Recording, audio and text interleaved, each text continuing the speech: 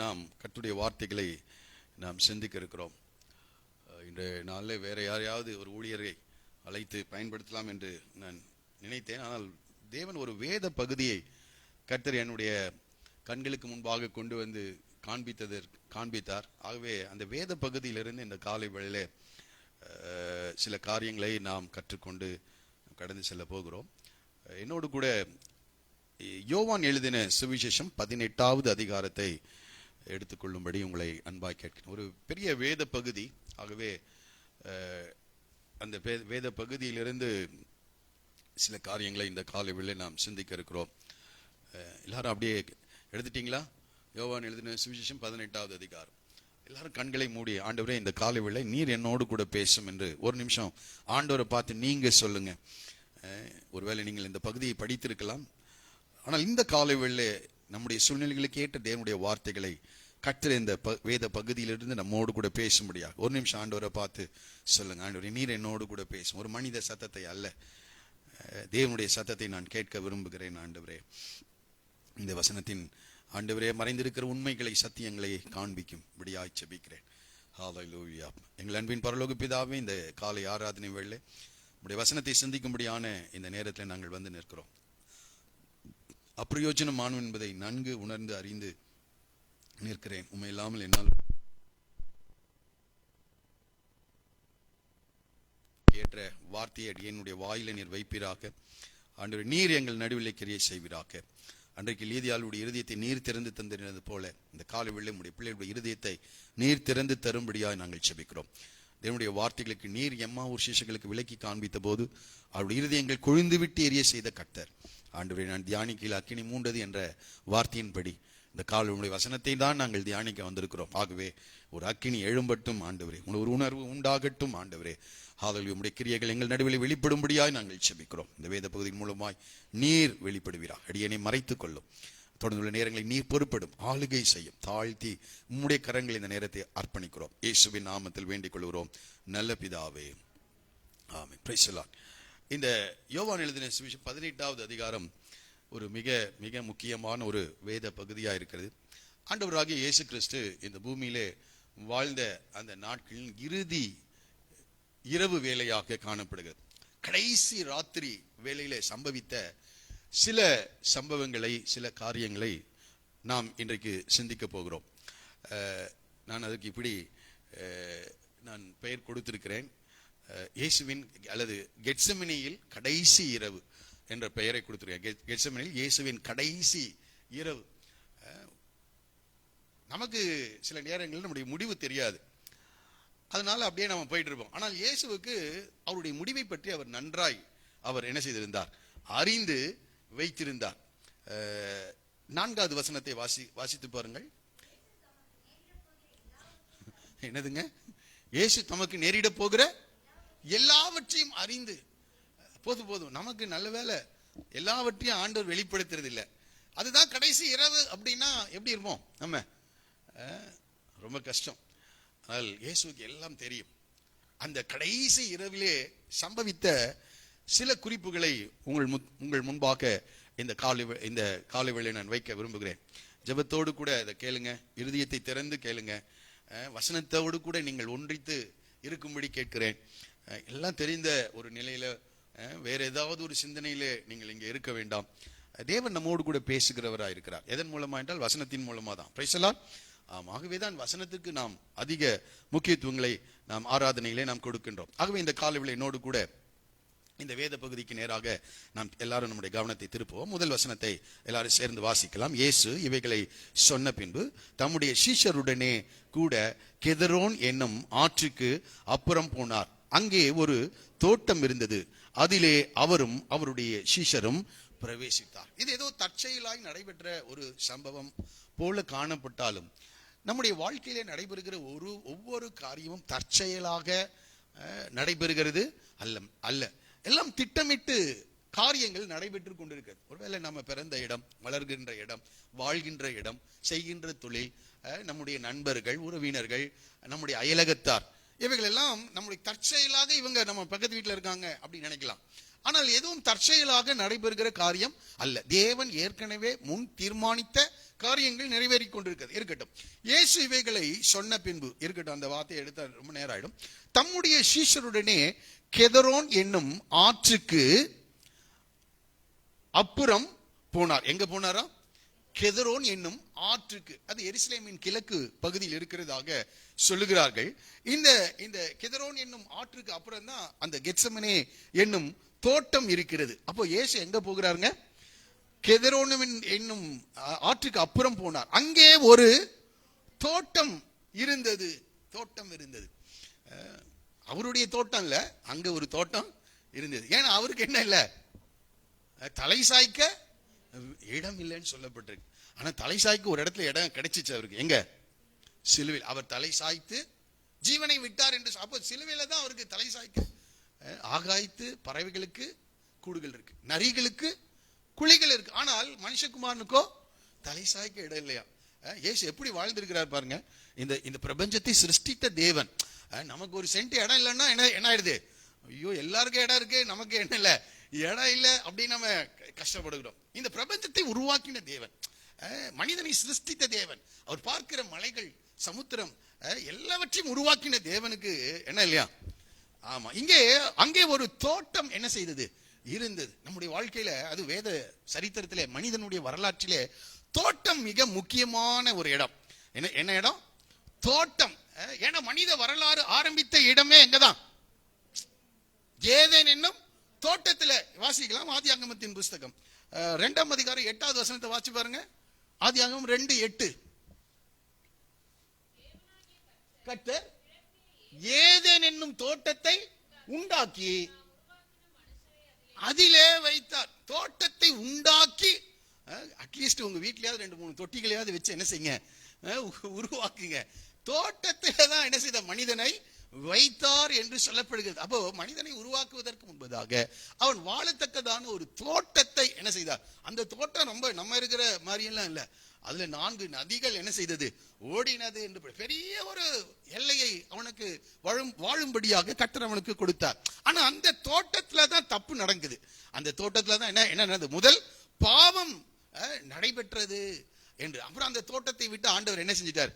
துரத்தி விட்டார். இப்போ அந்த பாவம் எந்த தோட்டத்திலே உருவானதோ, அதே போல அந்த தோட்டத்திலிருந்து பாவத்திற்கான ஒரு விடுதலையை இயேசு கிறிஸ்து ஆரம்பிக்கிறார். Price the Lord. எங்கே பிரச்சனை வருகிறதோ அதே இடத்துல தான் அதற்கான தீர்வு. நாம் எங்கேயோ சுத்திட்டு இருக்கிறோம். தோட்டத்துல தான் மனிதனை வைத்தார், தோட்டத்துல தான் பாவம் நடைபெற்றது. அந்த தோட்டத்திலிருந்து தான் இயேசு என்ன செய்கிறார்? சிலுவைக்கு போகின்றார். இது ஒரு தற்செயலாய் நடைபெற்ற ஒரு காரியம் போல ஒரு காணப்படலாம். ஆனால் தற்செயலாக எல்லாம் நடக்கல. ஒருவேளை அவருடைய சூழ்நிலைகள் அப்படி இருந்திருக்கலாம். பார்க்கலாம், அந்த இடத்துல அங்கே ஒரு தோட்டம் இருந்தது. அதிலே அவரும் அவருடைய சீஷரும் பிரவேசித்தார். இயேசு எப்போ தனியா போறது இல்ல, யாரோட தான்? சீஷர்களோடு. எத்தனை பேரு? 12 பேரு. அவருடைய சீஷரோடு கூட அந்த இடத்திற்கு அவர் போனார். அடுத்த வசனம் சொல்லுகிறது, இயேசு தம்முடைய சீஷருடனே, வாசிங்க, இயேசு தம்முடைய சீஷருடனே கூட எப்படி போனாராங்க? அடிக்கடி போனார். மற்ற சுவிசேஷங்களை வாசிப்பிருந்தால் வழக்கத்தின்படியே போனாராம். அடிக்கடி போற இடம், வழக்கத்தின்படி போற இடம். என்ன நான் யோசிச்சு பார்த்தேன். ஏன்னா எருசலேம்ல தங்க முடியாது. ஏன்னா பஸ்கா பண்டிகையின் நாட்கள் அது. உலகம் முழுவதும் இருக்கின்றதான யூதர்கள் எருசலேமுக்கு என்ன செஞ்சிருப்பாங்க? வந்திருப்பாங்க. தங்குவதற்கு அங்க இடம் இல்ல. ஆகவே மாத்திரம் இல்ல, அவருடைய தங்குகிற இடமே இதுதாங்க, இந்த கெத்செமனே என்ற தோட்டம். அது யாருடையதுன்னு தெரியல, இயேசுடையதெல்லாம் கிடையாது. ஏதோ ஒரு பெரிய ஐஸ்வர்யவான் என்ன செஞ்சிருக்கிறாரு? அந்த தோட்டத்தை உருவாக்கி வைத்திருக்கிறார். அந்த தோட்டத்திலே தங்கும்படி இயேசு என்ன செய்தார்? கடந்து சென்றார். இயேசுக்கு இப்படிப்பட்ட நபர்கள்லாம் இருந்திருக்காங்க. ஆஸ்திகளினால் ஊழியம் செய்த சகோதரிகள் என்ன செஞ்சிருக்காங்க? இருந்திருக்காங்க. அவர் வீட்டுக்கு அழைத்து விருந்து போடுகிற, பகல் விருந்து ராவிருந்து போட்டவங்களா இருக்காங்களாம். ஒரு சொல்லுவோமா? இயேசு வீட்டுக்கு அழைங்க, அவருக்கு ராவிருந்து போடுங்க. அவருக்கு பகல் விருந்து செய்தவர்கள் இருக்கிறாங்க. அவருடைய பெத்தானியா என்ற வீட்டுல லாசருவும் அவருடைய சகோதரிகள் ஆகிய மார்த்தாலும் மரியாளும் இருந்தார்கள். அவர்கள் இயேசுவை தங்களுடைய வீட்டிற்கு என்ன செய்வாங்க? அழைத்து கொண்டு வருவார்கள். வருந்தி அழைத்து அவரை தங்க வைப்பார்கள். ரொம்ப ரொம்ப அற்புதமான காரியம். Price the Lord. இப்போ உயிரோடு இருந்தா நம்ம கூப்பிட்டுலாங்கன்னு நினைக்காதீங்க. நம்முடைய இருதயம் தான் அவருடைய வீடாக காணப்படுகிறது. இன்றைக்கு தட்டுகிறார். வாசற்படியிலிருந்து கதவை தட்டுகிறேன். கதவை திறந்தா உங்கள் வீட்டுக்குள்ள என்ன செய்வார்? அவர் வருவார். அவருக்கு போஜனம் கொடுக்கலாம். அவர் உங்களுக்கு அப்புறம் என்ன செய்ய ஆரம்பிச்சிருவாரு? போஜனம் கொடுக்க ஆரம்பித்து விடுவார். ஆகவே ஒரு பெரிய ஐஸ்வர்யவான் இருந்திருக்கான். பேரெல்லாம் சொல்லல. நம்மளா இருந்தா சண்டை போட்டிருப்போம். ஏன் என் பேர்ல அதை எழுதல? அந்த தோட்டம் உரிமையாளரே யார் தான்? நான் தான். என்னுடைய பேர் என்ன செஞ்சிருக்கலாம்? வேதத்துல நீர் எவ்வளவு நாள் அங்கே வந்து தங்கி இருந்திருக்கிறீர், என் பேரை கொஞ்சம் என்ன செஞ்சிருக்கலாமே? எழுதி இருந்திருக்கலாமே. பரலோகத்துல அவனுடைய பலன் பெருகுதியா இருக்கும். Price the Lord. ஆமா, இங்க எதெல்லாம் அந்தரங்கமா காணப்படுகிறதோ அதுக்கெல்லாம் பரலோகத்துல வெளியரங்கமான பலன். அப்போ சில காரியங்கள் எல்லாம் நம்ம இப்படிதான் இருக்கணும். எல்லாம் அந்தரங்கமாக தான் காணப்படும். அதற்கு தான் வெளியரங்கமாக ஏதாவது செஞ்சா இந்த பூமியிலே அதனுடைய பலனை நம்ம அனுபவிச்சிருவோம். சரி, ஓகே, இருக்கட்டும். அந்த தோட்டம் இருந்தது. அதிலே அவருடன் அவருடைய சீஷர்களும் பிரவேசித்தார். இயேசு தம்முடைய சீஷருடனே கூட அடிக்கடி போயிருந்தார். இங்க பாருங்க, அவரை காட்டி கொடுத்த யூதாசும் அந்த இடத்தை என்ன செஞ்சிருந்தானா? அறிந்திருந்தான். ஏன்னா அவங்க எப்போதும் இயேசு எங்க தாங்க இருப்பார். இப்ப நம்ம சொல்லுவாங்க, அவரை இப்ப எங்க பார்க்கலாம்? அவர் வீட்டுல தாங்க இருப்பாரு. இந்த நேரத்துக்கு எங்கேயும் என்ன செய்ய மாட்டாரு, போயிருக்க. அப்ப இயேசுவோடு கூட 3 வருடம் இந்த யூதாஸ் காணப்பட்டிருக்கான். யூதாஸ் யாருன்னு தெரியும்ல? ஆமா, ரைட், ஓகே. அப்போ யூதாஸ் அறிந்திருந்தான். இப்ப 3வது வசனத்துக்கு ஒரு நேரம் இல்ல, அதனால சீக்கிரம் போலாம். யூதாஸ் போர் சேவகரின் கூட்டத்தையும் என்ற வார்த்தை. போர் சேவகரின் கூட்டம் எதுக்காக? இயேசுவுக்கு கடைசி ராத்திரி நீங்க இருக்க போறீங்க, அது மறிக்க போறீங்க.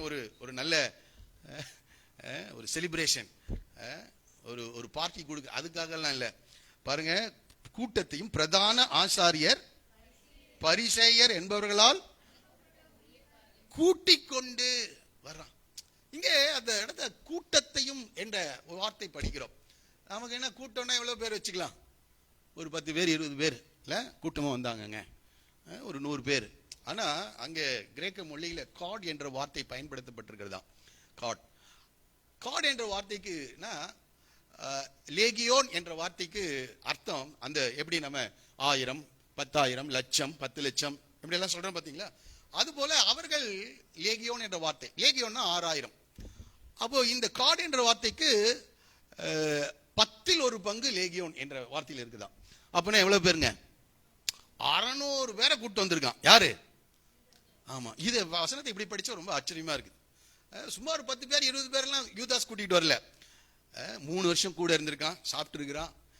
ஆண்டவர் அவனை அப்போஸ்தல ஊழியத்தில் என்ன செஞ்சிருக்கிறாரு? ஏற்படுத்தி வைத்திருக்கிறார்.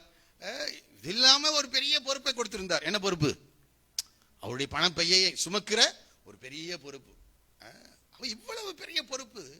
ஆனால் இயேசுவை காட்டி கொடுக்கும்படியாக 600 பேரோடு கூட அவன் என்ன செய்யறான்? அவன் அங்கே கடந்து வருகிறான். இப்போ இந்த கூட்டத்தினர் எப்படி வர்றாங்கன்னா பொன்னாடை எடுத்துட்டெல்லாம் இல்ல. வாசிக்கலாம் மத்தேயு சுவிசேஷம் 26:55. வாசிங்க, மத்தேயு 26:55. அந்த வேளையில எப்படி வர்றாங்களா? 600 பேரு. இயேசு கல்லனா? எதாவது திருடினாராங்க? ஆமா, எல்லாருக்கும் கொடுக்கதான் வந்தார். நன்மை செய்கிறவராய் வந்தார், அற்புதங்களை செய்கிறவராக வந்தார், ஜனங்களுடைய கண்ணீரை துடைக்கிறவராக வந்தார்.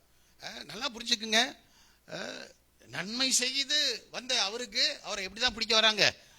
கல்லனை பிடிக்கிற. நாம அப்படி இருக்கிறோமான்னு பாருங்க. யாருக்காவது நமக்கு நன்மை செய்தவன அவனை எப்படி பார்க்கிறது? கல்லனை பார்க்கிறது போல. அங்க நாம் படிக்கிறோம், கல்லனை பிடிக்க புறப்படுகிறது போல இயேசுவை எப்படி பிடிக்க வர்றாங்க பாருங்க. இந்த யூதாஸ்க்கு அறிவு இல்லையா? 3 வருஷம் அவர் எப்படி நடந்தார்?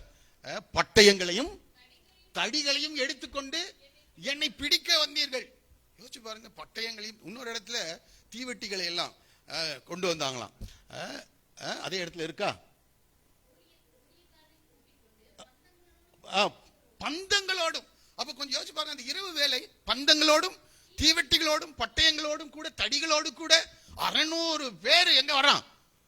எதுக்காக இதை சொல்றேன்னா, சும்மா 10 பேர் வந்தாங்க, அடிதடி கலாட்டா நடந்துங்க அப்படிலாம் இல்ல. 600 பேர் புறப்பட்டு என்ன செய்யறான்?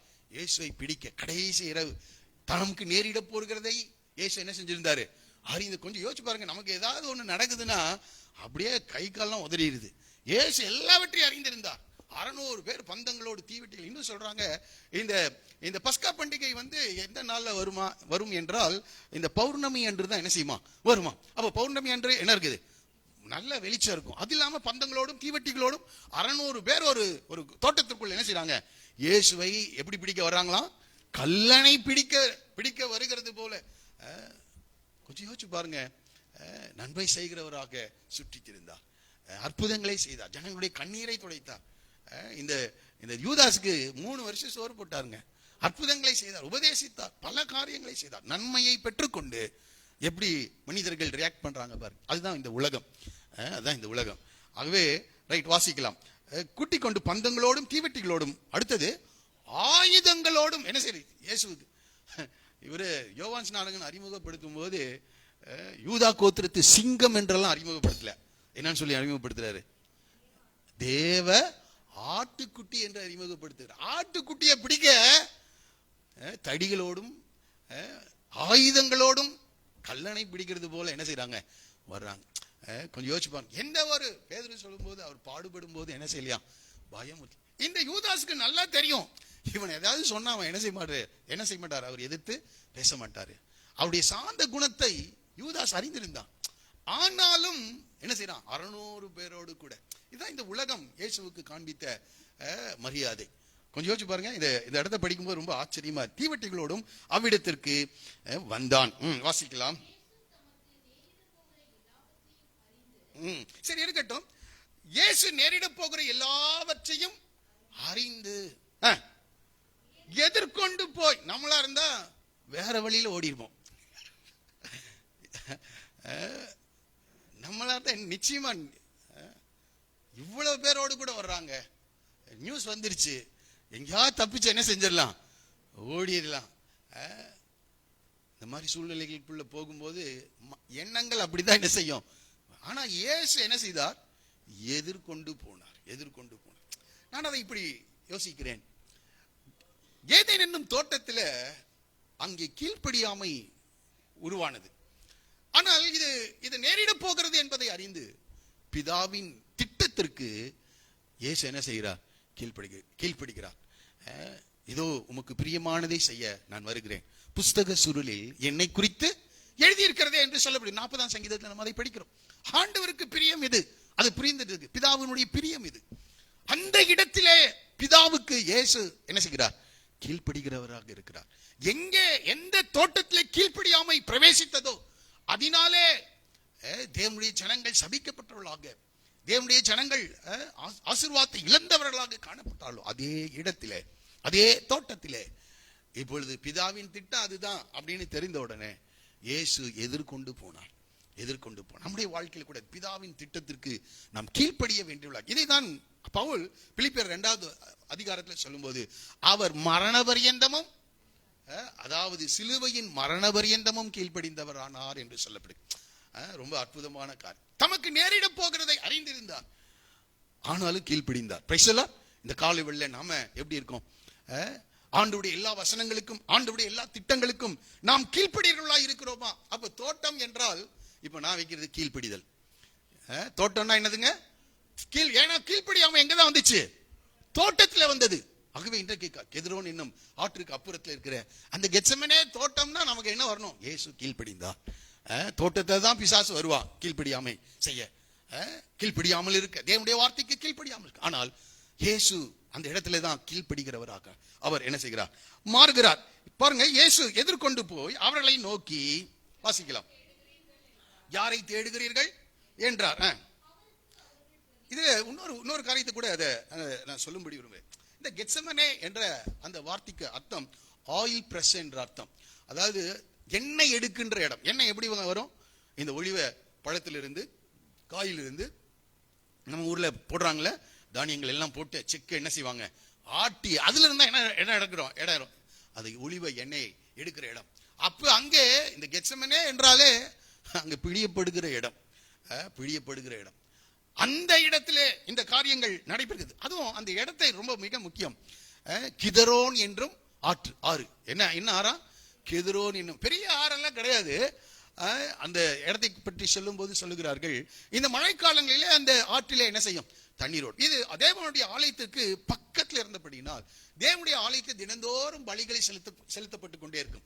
அங்கே அந்த பலிகளினுடைய ரத்தம் அந்த இடத்துல என்ன செய்யும், சிந்தி இருக்கும். இப்ப மழை வரும்போது என்ன ஆகும், இந்த ரத்தம் கலந்த தண்ணீர் அந்த கிதரோன் ஆற்றில் என்ன செய்யுமா, கடந்து செல்லும். கொஞ்சம் இதெல்லாம் இது இயேசு கிறிஸ்துவினுடைய மரணத்திற்கு ஒப்பாக காணப்படுகிறது. இது ரொம்ப அற்புதமான காரியம். இந்த சூழ்நிலையை கர்த்தர் கொஞ்சம் புரிந்து கொள்ளுங்க. 600 பேரோடு வர்றாங்க. இவரு எங்கதான் உட்கார்ந்துட்டு இருக்கிறார், கெத்செமனே பிழியப்படுகிற இடத்துல உட்கார்ந்து கொண்டிருக்கிறார். அந்த ஆறிலே தண்ணீர் போய் கொண்டிருக்கிறது. அந்த தண்ணீர் எப்படி இருக்கிறது, ரத்தம் கலந்த ஒரு தண்ணீராக அந்த அந்த இடம் காணப்படுகிறது. இந்த ஆற்றிலை குறித்து படிக்கும் போது ஆறுகள், அதான் ஆண்டவர் சொல்றார், நாம் தண்ணீரை கடக்க வேண்டியது இருக்கிறது, ஆறுகளை கடக்க வேண்டியது. தண்ணீர்களை கடக்கும் போது நான் உன்னோடு கூட. அப்ப நாம என்ன செய்யணும், சில நேரங்கள் இல்லைங்க அதெல்லாம் இல்ல அப்படிலாம் இல்ல, தண்ணீர்களை கடக்க வேண்டியது, ஆறுகளை கடக்க வேண்டியிருக்கிறது. அது யோனா தீர்க்கதரிசன புத்தகத்துல இப்படி நம்ம படிக்கிறோம். வாசிக்கலாம். 2ஆம் அதிகாரம் 3வது வசனத்தை வாசிங்க. என்னை தள்ளிவிட்டீர், உம்முடைய வெள்ளங்களும் அலைகளும் என்மேல் புரண்டது. அப்போ ஆண்டவர் பிதாவாகிய தேவன் இயேசுவ எங்க அனுப்புறார் பாருங்க. உம்முடைய வெள்ளங்களும் அலைகளும் என்மேல் என்ன செய்தது, புரண்டது. அதை வேற ஒரு வசனத்துல படிக்கலாம். 42ஆம் சங்கீதம் 7வது வசனத்தை பாருங்க. 42:7. இறைச்சலால் ஆழத்தை ஆழம் கூப்பிடுகிறது, உமது அலைகளும் திரைகளும் எல்லாம் என் மேல் புரண்டு போய். தாவீது சொல்றார், உங்களுடைய அலைகளும் திரைகளும். திரைகள்னா என்னன்னு படிச்சு பார்த்தேன். பெரிய அலைகள். அலைகள் சாதாரண அலைகள், எப்போதும் கடல் என்னதான் வந்துட்டு இருக்கு அலைகள். சில நேரத்துல எப்படி வருது அலைகள், பெரிய அலைகள், சுனாமி போன்ற அலைகள். அலைகளும் திரைகளும் என் மேல். தாவீது யாருங்க, ஆண்டுடைய இதயத்துக்கு ஏற்றவன்ங்க, பிரியமானவன் தேவனுக்கு. ஆனா அவர் சொல்றாரு, அலைகளும் திரைகளும் என்மேல் புரண்டு போனது. அந்த நேரத்தில் நம்ம கீழ்படிக்கிறோமா, அதான் ரொம்ப மிக முக்கியம். அது மாத்திரம் இந்த கிதரோன் என்ற ஆற்றில், கிதரோன் என்ற ஆறு சரித்திரத்தில் ரொம்ப மிக மிக முக்கியமான ஒரு காரியம். அலைகளும் திரைகளும் தாவீதுடைய வாழ்க்கையில அந்த இடத்துல அவன் எதிர்கொள்ள வேண்டியதா இருந்தது. அவன் தன்னுடைய குமாரனாகிய அப்சலோமுக்கு பயந்து அவன் அந்த எருசலேமை விட்டு கடந்து போகும்போது இந்த கிதரோன் என்னும் ஆற்றை என்ன செய்தானா, கடந்து சென்றான். நன்றாய் புரிந்து கொள்ளுங்கள். கிதரோன் என்னும் ஆற்றை வெறுங்காலோடு கூட என்ன செய்தான், நடந்து போகிறார். அது 1-2 சாமுவேலின் புத்தகத்தில் அது இருக்கிறது. நீங்கள் தயவுசெய்து அதை நீங்கள் வீடுகளில் போய் படித்துக் கொள்ளுங்கள். அந்த காரணம் அந்த தாவீது வெறும் காலோடு கிதரோன் என்னும் ஆற்றை கடந்து சென்றதுக்கு காரணம் யார் தெரியுமா, அப்சலோம். காரணம் யாருங்க, அப்சலோம். இன்னொரு காரணம் அகித்தோப்பேல். அது தாவீதின் தவறா இருக்கலாம், அது நம்ம இது பண்ண வேண்டாம். ஆனால் அதற்கு மிக முக்கியமான காரியம் இந்த 2 பேர். இந்த 2 பேருடைய முடிவு எப்படி இருந்தது, அகித்தோப்பேல் எப்படி செத்தான், நாடு கொண்டு செத்தான். அப்சலோம் அந்த கர்வாலி மரத்தில் அவனுடைய தலை என்ன செஞ்சு மாட்டிக்கிச்சு, அடித்தே கொண்டார்கள். இந்த கிதரோன் என்னும் ஆற்றிலே இந்த இடத்துல இயேசு அந்த இடத்தை கடந்து செல்லுவதற்கு காரணம் யாருன்னா யூதாஸ் காரியத். அவனுடைய முடிவு எப்படி இருக்குதுன்னு கொஞ்சம் கவனித்துக் கொள்ளுங்கள். இதெல்லாம் அதோடு கூட இணைந்த ஒரு காரியமாக காணப்படுகிறது. ஆகவே இந்த கிதரோன் என்னும் ஆற்றை அவர் என்ன செய்தார், கடந்தார். ஆகவே இந்த தோட்டம் ஒரு சாதாரண காரியம் இல்லை, இது தேவனால் முன்குறிக்கப்பட்ட இடம். அந்த சூழ்நிலைகள் ரொம்ப மிக வித்தியாசமான ஒரு சூழ்நிலை. தமக்கு நேரிட போகிறதை அவர் என்ன செய்திருந்தார், அறிந்திருந்தார். சரி இருக்கட்டும், படிக்கலாம். நேரிட போகிற எல்லாவற்றையும் அறிந்து கொண்டு எதிர்கொண்டு போய் அவர்களை நோக்கி யாரை தேடுகிற. பாருங்க இயேசுனுடைய தைரியம் பாருங்க, இல்ல, யாரை தேடுகிறீர்கள் என்று கேட்கிறார். நம்மளா இருந்தா சொல்லுவோம், வேற யாரையாவது அனுப்பிச்சு வச்சு கொஞ்சம் டிலே பண்ணுங்க, அதுக்குள்ள ஒரு லாயர் என்ன செஞ்சிடலாம், ஏற்பாடு பண்ணிடலாம். இன்னும் கொஞ்சம் டிலே பண்ணா இன்னும் வெள்ளிக்கிழமை சனிக்கிழமை வெள்ளிக்கிழமைனா அப்ஸ்காண்டட் ஆயிடு, என்ன செய்யலாம், 2 நாள் எங்கேயாவது ஊரு சுத்திட்டு அதுக்குள்ள திங்கக்கிழமை ஒரு பெயிலுக்கு என்ன செஞ்சிருப்போம், ஏற்பாடு பண்ணிருப்போம். ஆனால் இயேசு பாருங்க எதிர்கொண்டு போய் என்ன செய்ய, யாரை தேடுகிறீர்கள் என்று கேட்டார். அதற்கு அவர்கள் இயேசுவை தேடுகிறோம். அங்க யூதாஸ் காரியத்தை வந்திருக்கான் காட்டி கொடுக்கிறதற்கு, இயேசுவை தேடுகிறோம். அதற்கு இயேசு நான் இல்லை என்று சொன்னார். அப்படியா இருக்கு? அதற்கு இயேசு என்ன செய்தாரா, நான் தான் என்றார். நான் தான். அந்த இடத்துல ரொம்ப பவர்ஃபுல்லான ஒரு வேர்ட் வருது, நான் தான் என்றார். பாருங்க, நான் தான் என்று அவர் அவர்களிடத்தில் சொன்ன உடனே அவர்கள் பின்னிட்டு தரையிலே விழுந்தார்கள். நான் தான். அந்த இடத்துல அயம் என்று சொல்லுகிறார் அந்த வார்த்தை. யாத்ராம் புஸ்தகம் 3வது அதிகாரத்தில் மோசே அந்த முச்செடியின் தரிசனத்தை சொல்லும்போது, இருக்கிறவராக இருக்கிறேன் என்று சொன்னவர் உன்னை அனுப்பினேன் என்று போய் சொல்ல என்று சொல்லுகிறார். இருக்கிறேன், நான் தான் என்று சொன்னபோது தெய்வீக வல்லமை அங்கே வெளிப்பட்டு அவர்கள் எல்லாரும் பின்னிட்டு தரையிலே விழுந்தார்கள். கொஞ்சம் யோசிச்சு பாருங்க. அப்போ இயேசு தாமாக வாலண்டியரா தன்னை அர்ப்பணிக்கின்றார். ஏன்னா நான் தான் சொன்ன அந்த நாமத்தை சொன்ன உடனே அவள் எல்லாரும் தரையில் என்ன செஞ்சாங்களாம்? விழுந்தார்கள். அப்போ இயேசு தன்னை அனுமதிக்காவிட்டால் ஒருவரும் என்ன செஞ்சிருக்க முடியாது, கைது செய்திருக்க முடியாது. ஆனால் அங்கே தன்னை அர்ப்பணிக்கிறவராக அவர் காணப்படுகிறார். சரி, இருக்கட்டும், படிக்கலாம். அவர் மறுபடியும் அவர்களை நோக்கி, யாரை தேடுகிறீர்கள் என்று கேட்டார். அவர்கள் நசரேயனாகிய இயேசுவை தேடுகிறோம் என்றார்கள். வாசிக்கலாம் அடுத்த வார்த்தை. இதுக்குள்ளாக என்ன நடக்குதுன்னா, இதற்குள்ள மத்தேயு சுவிசேஷம் 26ஆம் அதிகாரம் 48 இருந்து படிப்பீர்கள்னா, இதற்குள்ள யூதாஸ் காரியோத்து அங்கே கடந்து வருகிறான். வாசிக்கலாம் மத்தேயு 26:48 இருந்து.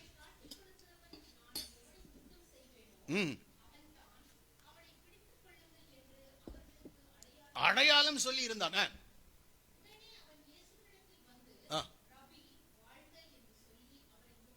அன்றைய நாட்களில் சீஷர்கள் தங்களுடைய எஜமானை அல்லது போதகர்களை முத்தம் செய்து அவர்களை வாழ்த்துவது வழக்கம்தான்.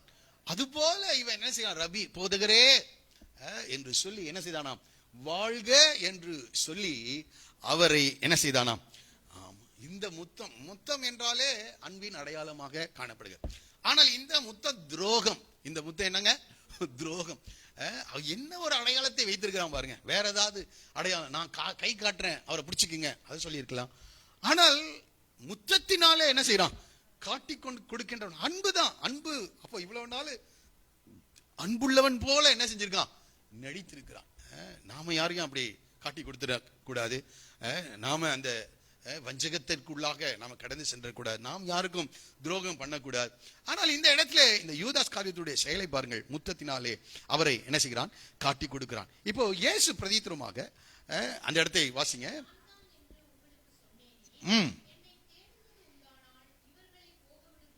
என்றான். நான் தான் என்று சொன்னேனே, இவர்களை என்ன செய்யுங்க. யார சொல்றாரு?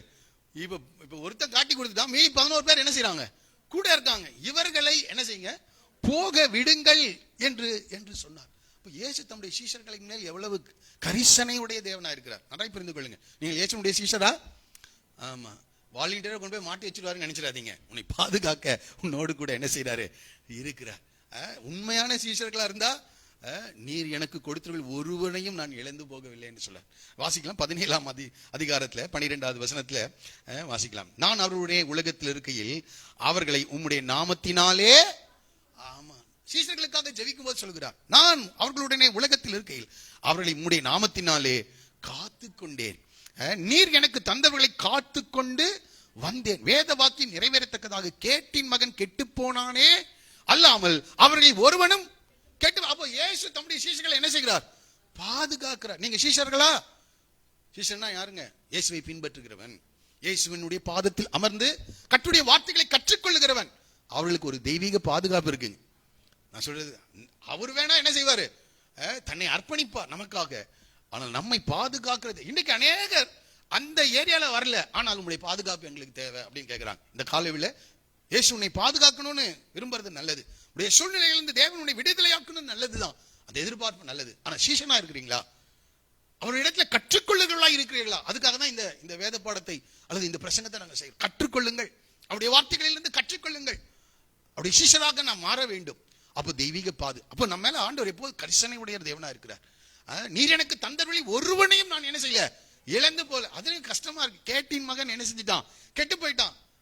அவன் மேல கூட ஆண்டவருக்கு கரிசனை. இந்த காலையில சீஷராக இருந்தா ஒரு தெய்வீக பாதுகாப்பு இருக்கு. Praise Lord. நான் தான் சொன்னேன், இவங்க எல்லாம் என்ன செஞ்சிருங்க, நாமளா இருந்தா என்ன செய்ய, இவனையும் கூட்டிட்டு வாங்க. இவனுங்களும் 3 வருஷம் என்னோட கொடுத்தா என்ன செஞ்சிருந்தான், இருந்திருந்தான். நாங்க மட்டும் இல்லைங்க, இவனோட போலீஸ் ஸ்டேஷன்ல போனா ஒரு அக்யூஸ்ட விசாரிக்கும் போது அவரை மட்டும் இல்ல, இதோடு கூட யார் யாரெல்லாம் தொடர்பு இருப்பாங்க. ஏன்னா அங்க கீழே படிச்சு பாத்தீங்கன்னா பிரதான ஆசாரியன் அவரிடத்துல கேட்கிறான். 19வது வசனத்தை வாசிச்சு பாருங்க. பிரதான ஆசாரியன் இயேசுவினிடத்தில் சீஷரை குறித்தும் போதகத்தை குறித்தும் விசாரித்தான். அப்போ டீடைலா போலீஸ் ஸ்டேஷன்ல சும்மா இல்ல, போயிட்டு வந்ததுனால சொல்லிட்டு இருக்கேன். டீடைலா என்ன செய்வான், தனித்தனியா உட்கார வச்சு விசாரிப்பான். விசாரிப்பான். கூட யாரு எவ்வளவு சீஷர் வச்சிருக்கிறீங்க, ஏன்னா அங்க சில பிரச்சனைகள் எல்லாம் வேற என்ன செய்யுது நடக்குது. ஆகவே விசாரிக்கிறது சாதாரண காரியம். இயேசு பயந்து கூட என்ன செய்யல, அவங்களை காட்டி கொடுக்கல. ஆனா அவர்கள் காட்டி கொடுத்துருவாங்க, சீஷன் குருவை காட்டி கொடுத்துருவாங்க. ஆனா குரு என்ன செய்யக்கூடாது, ஆமா யாரையும் காட்டி கொடுத்துடாதீங்க. அவ பாருங்க இங்கே அவருடைய சீஷரை குறித்து விசாரித்தான். சீஷர், ஆனால் இயேசு சீஷரை பாதுகாக்க ரொம்ப கருத்துடையவராக இருந்தார். நம்ம யாரையும் காட்டி கொடுக்கிறவர்களாக அல்ல, நம்ம எல்லாரையும் பாதுகாக்கிறவர்களாக இருக்கணும். Price the Lord. இந்த காலையில் ஆண்டவரோடு கூட பேசுறார். இயேசுவிடத்துல கற்றுக்கொள்கிற ஒவ்வொருவரும் நாம் மற்றவர்களை பாதுகாக்க வேண்டியவர்களாக நாம் காணப்பட வேண்டுமே ஒழிய யாரையும் காட்டி கொடுக்கிறவர்களாக இருக்கக்கூடாது. காட்டி கொடுத்ததுன்னா என்னது, முத்தத்தினாலே. 3 வருஷம் கூட இருந்த அன்புள்ளவனை போல பொறுப்புகளை எல்லாம் அவன் வாங்கி கொண்டான் ஆண்டவரிடத்துல. இன்னும் எனக்கு ஆச்சரியம், அவனும் போய் பிசாசெல்லாம் துரத்திருக்கான். அங்க பிசாசெல்லாம் என்ன செஞ்சிருக்கு, ஓடி இருக்கிறது. இவ்வளவு காரியங்களையும் பார்த்து இப்ப அவரை என்ன செய்யறான், முத்தத்தினாலே காட்டி. துரோகம் ஃபர்ஸ்ட் நான் சொன்ன தோட்டம், அது கீழ்ப்படியாமை. இயேசு அந்த தோட்டத்தை தான் என்ன செய்தாரு, கீழ்ப்படிந்தார். இரண்டாவது முத்தம், அது இங்கே படிக்கிற துரோகம். ஆனால் இயேசு அங்கே சீஷர்களை என்ன செய்யறார், பாதுகாக்கிறார். நீர் எனக்கு கொடுத்த ஒருவனையும் நான் என்ன செய்யல. அங்கே இன்னொரு வசனத்தை கூட நம்ம ஞாபகத்துக்கு வருகிறது, அதனால சொல்றேன். நல்ல மேய்ப்பன் ஆடுகளுக்காக தன் ஜீவனை என்ன செய்யறான், அங்கதாங்க அன்பு இருக்குது. ஜீவனை கொடுக்கிறான் நல்ல மேய்ப்பன். அப்போ இயேசு நல்ல மேய்ப்பர், அவர் நம்மை நேசிக்கிறவர். அந்த அன்பிலே எந்த ஒரு களங்கமும் இல்லை, எந்த ஒரு மாய்மாலம் இல்லாத ஒரு அன்பு. ஆனா இவனுடைய அன்பு துரோகம், வஞ்சகம் எல்லாம் அதுல என்ன செய்திருக்கு. நம்முடைய அன்பு ஆண்டவர் மேல எப்படி இருக்குன்னு கொஞ்சம் யோசிச்சு பாருங்க. அடிக்கடி அவரை காட்டி கொடுக்கிறவர்களா இருக்கிறோமா, அல்லது அவருக்காக நிற்கிறவர்களா இருக்கிறோமா? இந்த காலையில கட்ட நம்மோடு கூட பேசுவாராக. இந்த காலை வேளையில இந்த தோட்டத்தில் கீழ்ப்படிதல், இயேசுடைய வார்த்தைகளுக்கு கீழ்ப்படிய நம்ம அர்ப்பணிப்போம். உண்மையாக ஆண்டவரை அன்பு செலுத்துவோம். உண்மையான அன்பு. இந்த இடத்தை படிக்கும் போது ரொம்ப ஆச்சரியமா இருக்கு. இயேசு அவளை பாதுகாக்கிறார். உண்மையான அன்பு. நல்ல மேய்ப்பன் ஆடுகளுக்காக தன் ஜீவனை கொடுக்கின்றான். ஆனால் அவரோடு கூட இருந்த யூதாஸ் முத்தத்தினாலே அவரை என்ன செய்கிறான், காட்டி கொடுக்கிறான். சரி, இங்கே வருவோம். நீர் எனக்கு வாசிக்கலாம் 9வது வசனம். நீர் எனக்கு தந்தவர்களில் நிறைவேறத்தக்கதாக. அவ பாருங்க, அவர் சொல்லிய வசனம்.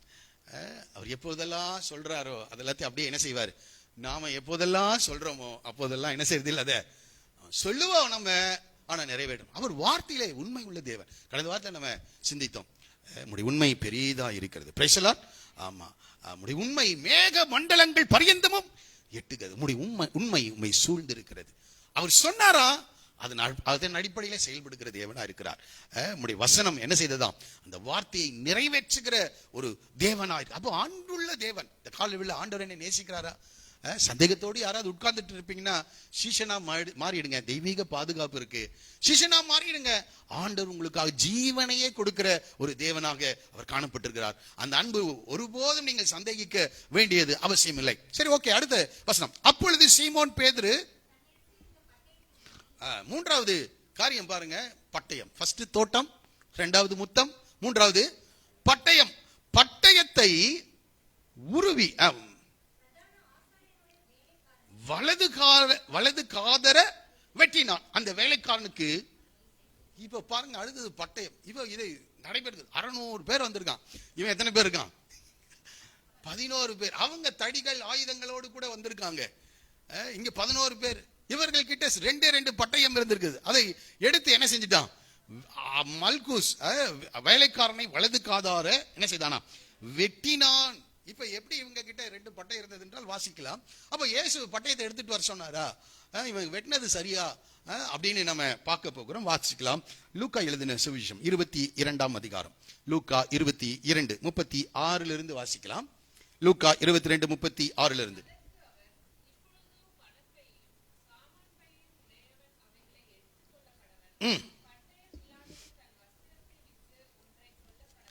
இங்க ஆண்டவர் என்ன சொல்றாரு, பட்டயத்தை வஸ்திரத்தை வித்தாது என்ன செய்யுங்க, பட்டயத்தை வாங்குங்கன்னு சொல்றாரு. இருங்க, நான் அதை எடுத்துக்கிறேன். அந்த இடத்துல ஒரு காரியத்தை நான் காண்பிக்கும்படி விரும்புகிறேன். ஏன் அதை சொல்றாரு? அப்ப பட்டயத்தை வாங்குன்னு சொன்னவர் வெட்டினோன்னு ஏன்டா பட்டயத்துல அவனை காதார வெட்டினு அவனை கடிந்து கொண்டார் என்பதை குறித்து நம்ம யோசிப்போம். வாசிக்கலாம். 22ஆம் அதிகாரமா 36 இருங்க, நான் அந்த இடத்தை பிடிக்கிறேன். ஸ்தோத்திரம். 35வது வசனத்திலிருந்து வாசிக்கலாம்.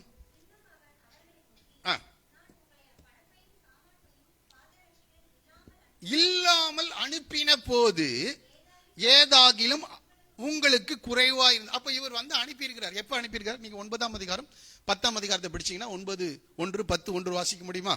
டப்பு டப்புன்னு எடுத்து வாசிங்களேன். 9:1 லூக்கா 9:1.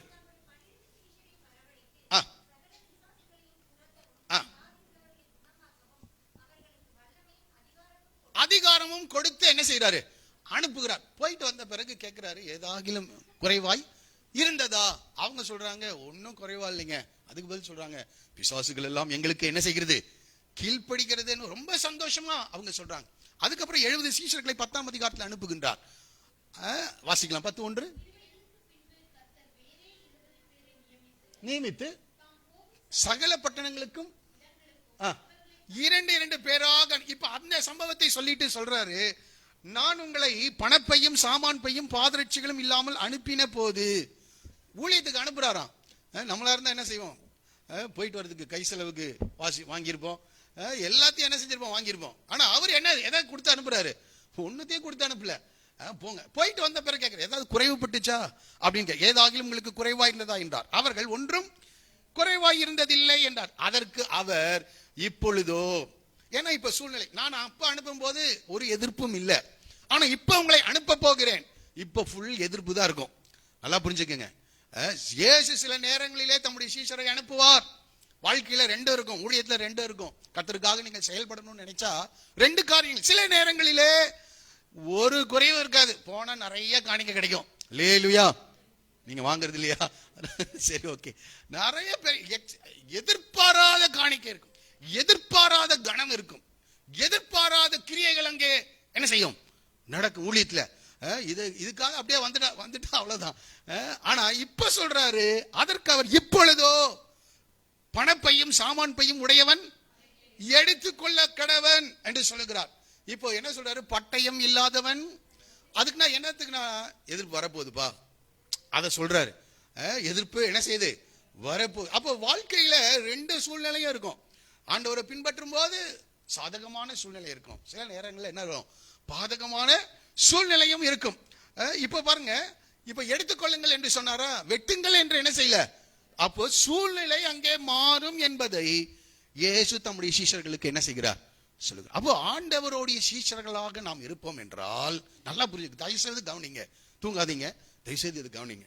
நீங்க ஆண்டவருடைய சீஷராய் இருக்கும்போது, இயேசுவை நீங்கள் பின்பற்றுகளாய் இருக்கும்போது, இயேசுவனுடைய பாதத்தில் அமர்ந்து கர்த்தருடைய வார்த்தைகளை கற்றுக்கொள்ளவர்களாய் இருக்கும்போது, உங்களுடைய வாழ்க்கையின் சூழ்நிலைகளை ஆண்டவர் மாற்றுகிறதை கர்த்தருக்கு வெளிப்படுத்துவார். நாம ஜெபம் பண்றோம், உங்களுடைய கண்ணை என் மேல வைத்து எனக்கு என்ன செய்யுங்க? ஆலோசனை. ஆனா நாம கண்ணை மூடி நல்லா தூங்குவோம். ஆண்டவர் பேசுறத அந்த சென்சேஷன், அந்த உணர்வே அற்றவர்களா இருக்கிறோம். நடைபெறுது. ஆண்டவர் தெளிவாய் சீஷர்களுக்கு என்ன செஞ்சார்? சொல்லி கொடுக்கிறார். நாம கொஞ்சம் நெருங்கி வந்து கொஞ்சம் வேதத்தை, அதனுடைய அதிசயங்களை, சத்தியங்களை பார்க்கும்படி நம்முடைய கண்கள் திறக்கப்பட்டால், நம்முடைய வாழ்க்கையிலையும் கூட உன்னுடைய சூழ்நிலைகளை மாறுகிறதை கர்த்தர் வெளிப்படுத்துவார். ஒரு சொல்லுவோமா? சூழ்நிலை மாறும். பாதகமான சூழ்நிலை மாறுகிறதை மாத்திரம் இல்ல, அற்புதங்கள் நடக்க போகிறதை கர்த்தர் காட்டுவார், அதிசயங்கள் நடக்க போகிறதை கர்த்தர் காட்டுவார். உன்னுடைய வாழ்க்கையிலே தேவன் நிறைவேற்ற போகிற காரியங்களை தேவன் உன்னோடு, எல்லாரோடு அல்ல, நான் போன வாரம் சொன்னேன், தீர்க்கதரிசிகளோடு மறைபொருளாக பேசுகிறார். ஆனா என் தாசனாகிய மோசேயோ என் வீட்டில் எங்கும் உண்மை உள்ளவன், அவனோடு கூட மறைபொருளாக அல்ல, முகமுகமாய் பேசுகிறார். அப்ப இங்கே சீஷனாக இருந்தால், எவ்வளவு பேர் சீஷராகிறதுக்கு ஆசை இல்லைங்க? இதெல்லாம் என்னங்க திடீர்னு சூழ்நிலை எல்லாம் என்ன செய்யுது? மாறுது. நமக்கு வேண்டாங்க. இல்ல, அதுக்கு பின்னாடி ஒரு பெரிய மகிமை இருக்கிறது. இயேசு சில காரியங்களை கற்றுக் கொடுப்பதற்காக தான் சூழ்நிலைகளை மாற்றுகிறார். ஆனா கூடயா இருக்கிறார். வானத்திலும் பூமியிலும் சகல அதிகாரமும் எனக்கு கொடுக்கப்பட்டிருக்கிறது, ஆகவே நீங்கள் புறப்பட்டு போய் என்று சொல்லுகிறார். அப்ப இயேசு அனுப்பும் போது சூழ்நிலைகள் எல்லாம் சில நேரங்களில் சாதகமா இருக்கும், சில நேரங்களில். ஏன் இதெல்லாம் சொல்லி கொடுக்குறேன்னா, ஆண்டவர் எப்படி வேணா நம்மளை என்ன செய்வான், நடத்தலாம். எல்லாத்துக்கும் என்னதான் இருக்கணும், தயாரா இருக்கணும். இனி சீசனா இருந்தா இல்லைங்க, விசுவாசியாவே இருந்துட்டு போயிடுறேன், அடுத்த நிலைக்கு நாம் என்ன செய்யணும், வளரணும். சரி, ஓகே. ஆண்டவரே, இங்கே 2 பட்டயங்கள் இருக்கிறது என்றார்கள். லூக்கால படிக்கிறேன் 22:38. இப்போ வெட்டுங்கள் என்று சொல்லல, அந்த இடத்துல அவர் சொல்றாரு, அவர் போதும் என்றார். அவர் என்ன சொன்னாருங்க, போதும் என்றார். இங்கே பாருங்க, இந்த இடத்துல கூட பட்டயத்தை உருவி பிரதான ஆசாரியனுடைய வேலைக்காரன் வலது காதர வெட்டினான் என்று படிக்கிறோம். அப்போ இங்கே போதும் என்றால் என்ன அர்த்தம்னா, வெட்டுங்கன்னு அர்த்தம் இல்ல. எடுத்து வச்சுக்கோங்கப்பா, சூழ்நிலை மாறும், அப்ப நீங்க என்ன செஞ்சிடணும், நம்மளெல்லாம் பிடிக்க வருவானுங்க, அப்போ நம்ம பவரை என்ன செஞ்சிடணும், காட்டு. ஆவிக்குரிய யுத்தத்தை ஆவிக்குரிய ரீதியில சந்திக்க வேண்டும். ஆவிக்குரிய யுத்தத்தை மாம்சீக ரீதியில என்ன செய்யக்கூடாது, சந்திக்க கூடாது. போதும்னா அப்ப என்ன சொல்லிட்ட, கிராண்டடா 2 பட்டயம், சரி அதுவா இருக்குது, எடுத்து வச்சுக்கோங்க, பத்திரமா வருவானுங்க 600 பேரு, நம்ம 2 பேரை வச்சு 2 பட்டயத்தை வச்சு என்ன செஞ்சிடலாம், முடிச்சிடலாம். இல்ல, அந்த போதும் என்ற வார்த்தைக்கு அர்த்தம் என்னவா, வாசிக்கலாம். உபாகமத்தின் புஸ்தகம் 3ஆம் அதிகாரம் 26வது வசனம். உபாகமம் 3:26.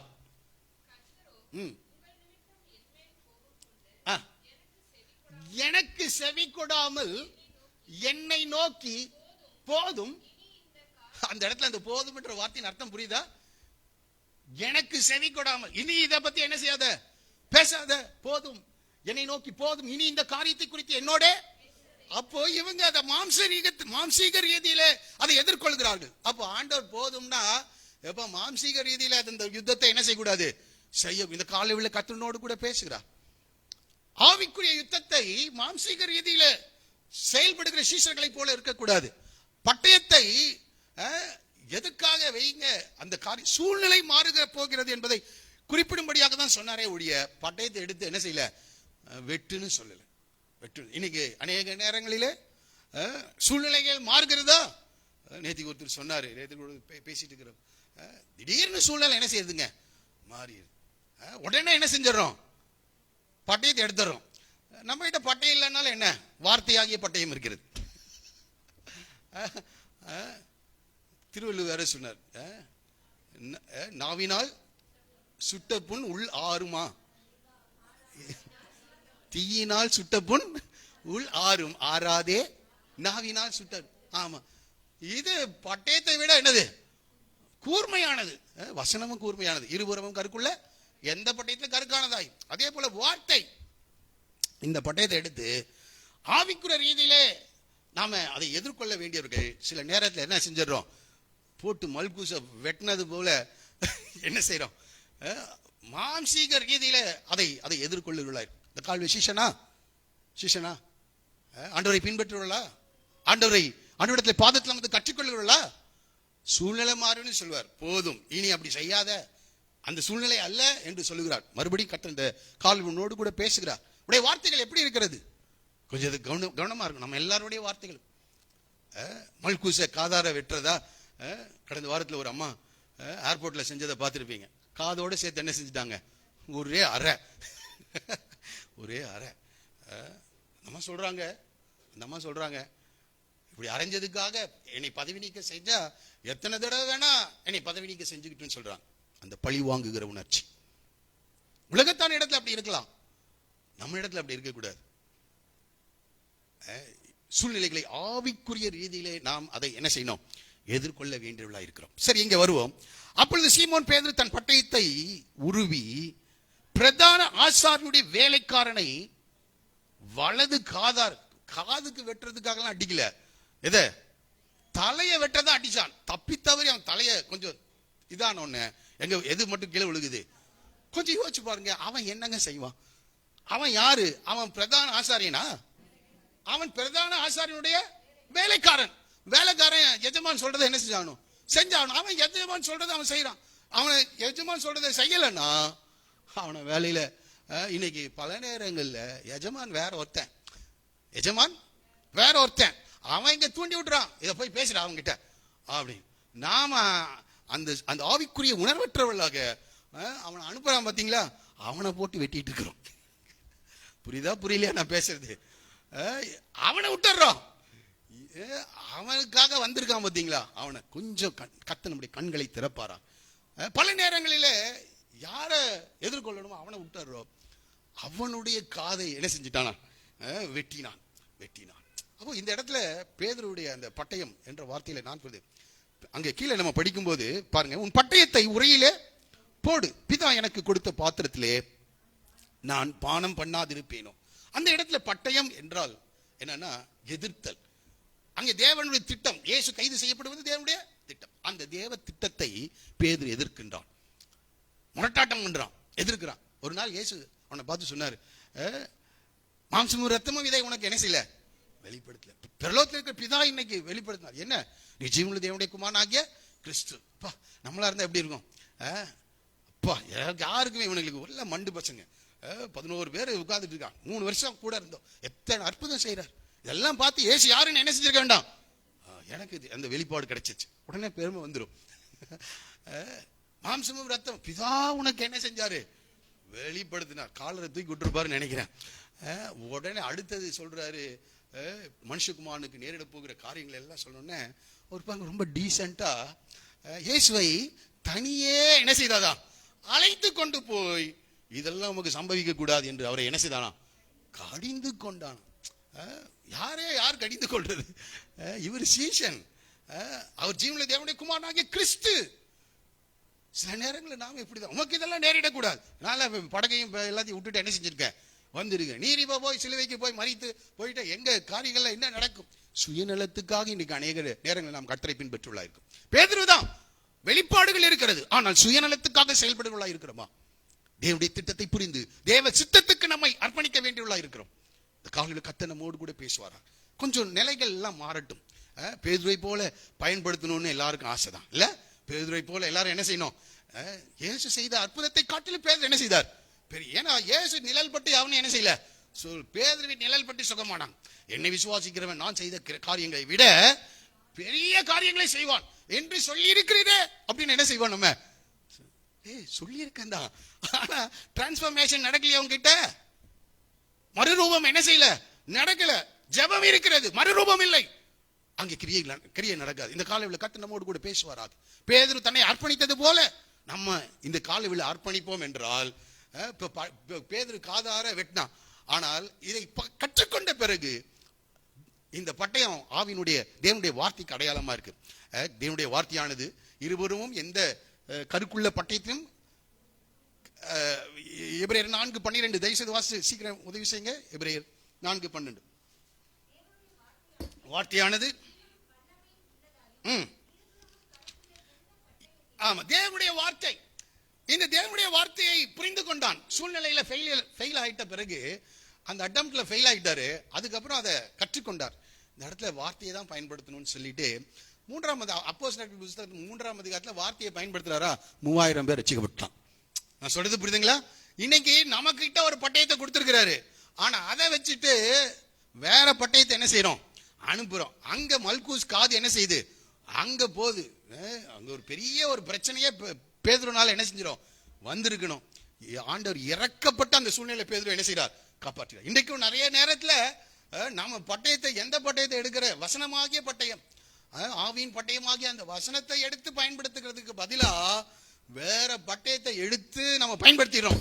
ஆனா தேவன் கிருபையா அவன் மனசை கொஞ்சம் அவனுக்கு சமாதானத்தை கொடுத்து, அவனுக்கு கோபம் வராம, அவன் ரியாக்ட் பண்ணாம அநேக நேரங்களில் உங்களை என்ன செஞ்சுட்டு இருக்காரு, காத்துட்டு இருக்கிறார். அவருடைய கிருபை மாத்திரம் போயிருந்ததுன்னா நம்ம பேசின வார்த்தைக்கு, புரியுதா புரியலையா, நம்ம பேசுற வார்த்தைக்கு போட்டு தள்ளிட்டு போயிருப்பான். ஆனாலும் அவனை சார்ந்த சுரூபியா மாத்திருக்கிறார் ஆண்டவர். இதுதான் தேவனுடைய கிருபை. யாரையும் கடினமான வார்த்தைகளை பேசாதீங்க. நம்மலாம் தேவனுடைய சீஷர்கள். நீங்கள் ஒருவரில் ஒருவர் அன்புள்ளவர்களா இருந்தால் நீங்கள் அவருடைய சீஷர்கள் என்று என்ன செய்யறோம், நம்ம வெளிப்படுத்துகிறோம். ஆனால் பேதுருவை போல பட்டயத்தை உருவினா, ஆண்டவர் இங்க சொல்றாரு, பட்டயத்தை உன் உரையில போடு. ஆண்டவர் சொல்றாரு, மாம்சீக பட்டயத்தை எடுக்காத, அதை உரையிலே போடுன்னு சொல்றார். கடினமான வார்த்தைகளை பேசாதீங்க. கிருபை உள்ள வார்த்தைகள் வரட்டும், அன்புள்ள வார்த்தைகள் வரட்டும், தயவுள்ள வார்த்தைகள் வரட்டும்.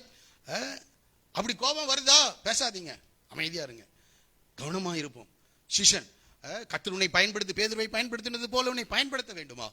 பட்டயத்தை எதில் செய்ய? உரையிலே போடு. உரையில போடலன்னு வைங்க, நான் எடுப்பேங்க அப்படின்னா ஆண்டவர் உன்னை விட மாட்டாரு. சரி போய் தொலைடா அப்படின்னு எல்லாம் விட மாட்டார். என்னை பொறுத்த வரைக்கும், நான் படித்த வரைக்கும். மோசே பட்டயத்தை எடுத்து வெட்டிட்டான். வெட்டினோட வனாந்திரத்துக்கு அனுப்பிட்டார். 40 வருஷம் எங்க வனாந்திரம் ட்ரைனிங். விட மாட்டார் உன்னைய. வனாந்திரத்தில் ஆடு மேய்க்கிற நீ பெரிய அரசனாக வேண்டியது. பார்வோனை அரண்மனையில படைத்த நீ இப்ப எங்க உட்கார்ந்துட்டு இருக்கிற? வனாந்திரத்தில் ஆடுகளை மேய்த்துக் கொண்டிருக்கிறார். எல்லா காரியங்களும் கற்று தேர்ந்த மோசே இவன் 40 வருஷம் வனாந்திரத்தில் ஆடு ஓட்டிட்டு இருக்கிறார். நடை புரிந்து கொள். பட்டயத்தை உரையில போடு. அதை போடல அப்படின்னா ஆண்டவர் போட வைப்பார். கடைசியில அவர் வனாந்திரத்திலிருந்து வெளியே வரும்போது பூமியில் உள்ள எல்லா மனிதரிலும் சொல்லுங்க மிகுந்த சாந்த குணமுள்ளவராய் அவனை மாற்றி இருக்கிறார். இப்ப சொல்றாரு 6 லட்சம் குடும்பங்களை வழிநடத்துகிற ஒரு பெரிய பொறுப்பை கர்த்தர் அவனுடைய கையில என்ன செய்கிறார்? கொடுக்கின்றார். கர்த்தர் இந்த காலையில் நம்மோடு கூட பேசுவாரா? பட்டயத்தை உரையில போடுங்க. பட்டயத்தை, ஆவியின் பட்டயத்தை எடுத்துக்கொள்ளுங்க. சூழ்நிலைகளை ஆவிக்குரிய ரீதியிலே பாருங்கள். உங்களுடைய கண்கள் திறக்கப்படுவதாக. ஆமா, நம்முடைய வாழ்க்கையில் எதுவும் தற்செயலாக நடைபெறுகிறது இல்லை. இயேசுனுடைய வாழ்க்கையில தாங்க அப்படி. அவர் கெத்ரோன் என்ற ஆற்றுக்கு அப்புறம் கெத்செமனே தோட்டத்தில் இருந்தாரு. நான் இந்த அட்ரஸ்ல இருக்கிறேங்க. இல்ல நீ இருக்கிற அட்ரஸ் தேவனால் முன்குறிக்கப்பட்டது. எவ்வளவு பேர் அதை ஒத்துக்கொள்ளுங்க? மனுஷ ஜாதியான சகல ஜனங்களையும் அவர் ஒரே ரத்தத்தினாலே தோன்ற பண்ணி முன் தீர்மானிக்கப்பட்ட காலங்களையும் குடியிருப்பின் எல்லைகளையும் அவர் முன்குறிக்கிற தேவனாய் இருக்கிறார். நெய்பர்ஸ், அயலகத்தார் தேவனால் அனுமதிக்கப்பட்டவர்கள். நன்றாய் புரிந்து கொள்ளுங்கள். கணவன், மனைவி, பிள்ளைகள், உறவுகள், இதை அற்பமாய் நினைத்து விடாதிருங்கள். இது ஏதோ வந்து சேர்ந்துருச்சுங்க, இதை கட்டிட்டங்க அப்படின்னு நினைச்சிடாத.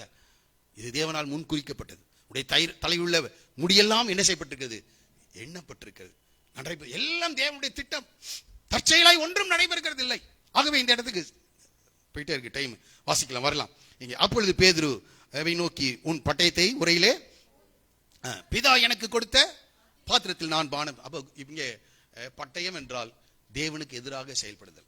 தேவனுக்கு எதிராக செயல்படுதல். அப்ப ஆண்டவர் சொல்றார், அடுத்தது பாருங்க, பிதா எனக்கு கொடுத்த பாத்திரம். அடுத்தது பட்டயம். ஒண்ணு பட்டயம் இருக்கும், இல்லைன்னா பாத்திரம் இருக்கும் உங்க கையில. பிதா எனக்கு கொடுத்த பாத்திரம். பிதா கெத்செமனே தோட்டத்துக்கு கூட அதான் சொல்றார், பிதாவே இந்த பாத்திரம் என்னை விட்டு நீங்க கூடுமானால் நீங்கும்படி செய்யும். பாத்திரம் அது தேவனுடைய சித்தமாக காணப்படுகிறது. அந்த தேவ சித்தத்துக்கு எதிராக செயல்படுகிற ஒரு கூட்டம், தேவ சித்தத்துக்கு தங்களை அர்ப்பணிக்கின்ற ஒரு கூட்டம். உங்க கையில பாத்திரம் இருக்கா? பட்டயம் இருக்கா? அதான் 2 பட்டயத்தை எடுத்து வச்சு இப்படி எல்லாம் இந்த காலத்துல செல்லுபடி ஆகாதுன்னு சொல்லாதீங்க. தேவன் உங்களை பயன்படுத்தணும்னா பட்டயத்தை உரையில போட்டுட்டு எதை வாங்கிக்கங்க? பாத்திரத்தை. பாத்திரம். அந்த பாத்திரத்தை நீங்க பாத்திரத்தில் நான் பானம் பண்ணாது இருப்பேனோ என்றார். அப்போ பாத்திரம் தான் நம்ம கையில இருக்கணும், எதிர்க்க கூடாது. பட்டயம் இருக்கக்கூடாது. சரி, ஓகே, அடுத்த வார்த்தைகளுக்கு வரலாம். அப்பொழுது போட்சேவரும்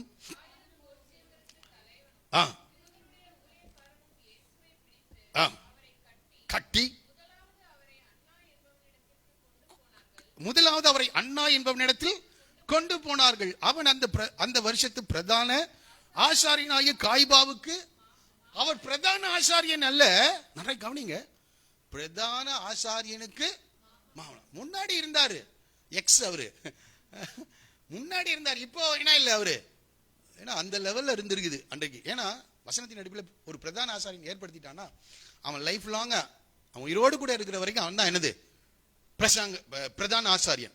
ஆனா இப்போ என்ன ஆயிருக்கு, இந்த அண்ணா என்பவனை இந்த ஆலயத்தில் இருக்கிறவர்கள் அல்லது அங்கே இருக்கிற அதிகாரத்தில் இருக்கிறவங்க மாற்றி காய்பாவை பிரதான ஆசாரியனாக என்ன செஞ்சிருக்காங்க? ஏற்படுத்திருக்கிறான். புரியுதா நான் சொல்றது? அவனுடைய போஸ்டிங் பிடுங்கப்படுகிறது. சில போஸ்டிங் பிடுங்கப்படுகிறத பாக்குறோம்ல, கேள்விப்படுகிறோம்ல. ஆமா, அவரு இருந்தாருங்க, அவர் சஸ்பெண்ட்ல இருக்காரு. ஏன்? ஏதோ ஒண்ணு பண்ணியிருக்காரு. அதனாலதான் இயேசு 2 முறை தேவனுடைய ஆலயத்தை சுத்திகரிக்க வேண்டியதா இருந்தது. புரியுதுங்களா நான் சொல்றது? அதில் கவனமா கவனிக்கணும். 2 முறை ஆலயத்தை சுத்திகரிக்க வேண்டியது. ஏனென்றால் சொல்றார், என்னுடைய ஆலயத்தை கல்லர் குகையாக மாற்றி இருக்கிறீர்களே என்று சொல்கிறார். என்னுடைய வீடு ஜெப வீடு, ஆனால் அது இப்ப எப்படி இருக்கிறது? கல்லர் குகையா மாற்றி இருந்தால்தான் அந்த பதவி என்ன செய்யப்படுகிறது? பிடுங்கப்பட்டிருக்கிறது. நன்றாய் புரிந்து கொள்ளுங்கள். இப்படி பதவி பிடுங்கப்பட்ட அவரிடத்தில் பாவமே செய்யாத இயேசு விசாரிக்கப்படுகிறார். இதை கொஞ்சம் படிக்கும்போது ரொம்ப ஆச்சரியமா இருக்கு. சில நேரங்களிலே நல்ல ஒரு நீதிபதி நம்மளை விசாரிச்சா நல்லா இருக்கும். நாம எந்த தவறும் என்ன செய்யல. ஆனா கொண்டு போய் உட்கார வச்சிருக்கிறது யாரு? கொலைகார பாவிக கிட்ட, திருடர்கள் கிட்ட, சஸ்பெண்ட் ஆன அவங்க கிட்ட. யாரை விசாரிக்க? இயேசு. தேவனுடைய பிள்ளைகள் சீஷனா இப்படி எல்லாம் கடந்து போகணும். கடந்து போகலன்னா ஒன்றும் பண்ண முடியாது. சில நேரங்களில் நாம் சொல்றோம், என்ன சொல்றதுக்கு நீ யாரு? சில நேரங்களில் தேவன் அதை அனுமதிக்கிறவராய் இருக்கிறார். தேவன் அதை அனுமதிக்கிறவராய் இருக்கிறார். அந்த பிரதான ஆசாரியன் சஸ்பெண்ட் ஆனவங்க, திருடன், அவன் கிட்ட போய் என்ன செய்யறாங்க? இயேசுவை விசாரிக்க கொண்டு போகிறார்கள். வாசிக்கலாம் அந்த இடத்தை.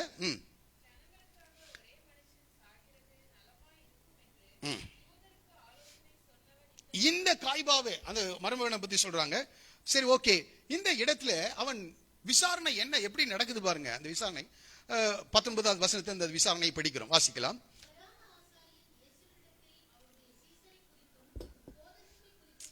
பாருங்க, சீசரை குறித்து என்ன செய்யறான்? எல்லாம் டீடைலா விசாரிக்கிறான். அவன் சஸ்பெண்ட் ஆனாலும் அவன் மருமகன் தான் என்னவா இருக்கான். இன்னைக்கு அவனுக்கு செல்வாக்கு இருக்கு தேவாலயத்துல. இன்னைக்கு அநேகர் அப்படி இருக்காங்க உலகத்துல. அவன் சும்மா இல்ல, நம்மளை விசாரிக்கிறது. அவனுக்கு சில செல்வாக்கு இருக்குது. அவன் கையில நம்மள என்ன செய்யறார்? ஆண்டவர் கொடுக்குறான். அவன் நம்மளை விசாரிச்சுட்டு இருக்கிறான். அவனுடைய சீசரை குறித்தும் போதகரை குறித்தும் போதகத்தை குறித்தும் அப்போ ஃபுல் டீடைல் அவன் கையில இருக்கு. யார் கையில? அந்த சஸ்பெண்ட் ஆனவங்க கிட்ட. சில நேரத்தில் அப்படிதான் எல்லா டீடைலும் வச்சிருக்கான். போதகத்தை குறித்து என்ன செய்தானா? விசாரித்தான். இயேசு அவனுக்கு பிரதித்திரமாக சீசரை குறித்து ஒன்றும் சொல்லவே இல்லை. அங்க நம்மளா இருந்தா ஃபர்ஸ்ட் சீசரா இவன் தான் ஃபர்ஸ்ட் சீசர் பேதுரு. இவன் இப்போதான் கொஞ்ச நேரத்துக்கு முன்னாடி என்ன செஞ்சான்? இவனையும் பிடிச்சிட்டு வாங்க அப்படின்னா. ஆனா இயேசு சீசரை குறித்து என்ன செய்யவே இல்லை, ஒண்ணுமே சொல்லல. Right, okay. அவருடைய போதகத்தை குறித்து மட்டும் சொல்லுகிறார்.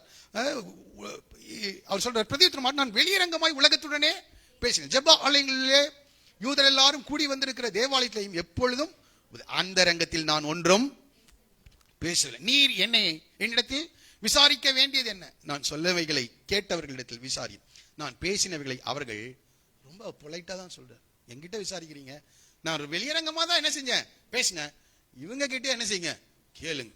இவ பாருங்க, அவன் திருடன், ஏறக்குறைய திருடன் தான். அதனாலதான் அவன் தள்ளப்பட்டு இருக்கிறான். இப்படி அவர் சொன்ன போது சமீபத்தில் நின்ற சேவகரில் ஒருவன் பிரதான ஆசாரியனுக்கு இப்படியா உத்தரவு சொல்லுகிறது என்று இயேசுவை கொஞ்சம் யோசிச்சு பாருங்க. யாருங்க இவரு? இயேசு யாரு? தேவனுடைய ஒரே பேரான குமார், மனிதனை உண்டாக்கினவர், நன்மை செய்தவர், தேவனுடைய திட்டங்களை ஜனங்களுக்கு போதித்தவர். இப்போ ஒரே அறைந்தானாம். நம்மளா இருந்தா என்ன செய்வோம்? பேதுரு மாதிரி எதையாவது பண்ணியிருப்போம். ஆனா இயேசு ஒன்றுமே இல்லை. அவர் பாடுபடும் போது அவர் என்ன செய்வே இல்லையா?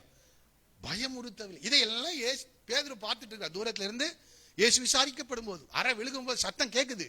பேதுரு பார்த்துட்டு இருக்காரு. 1 பேதுரு 5ஆம் அதிகாரம் 1வது வசனத்துல அவர் சொல்லும் போது இப்படி சொல்லுகிறார். வாசிக்கலாம். 1 பேதுரு 5:1.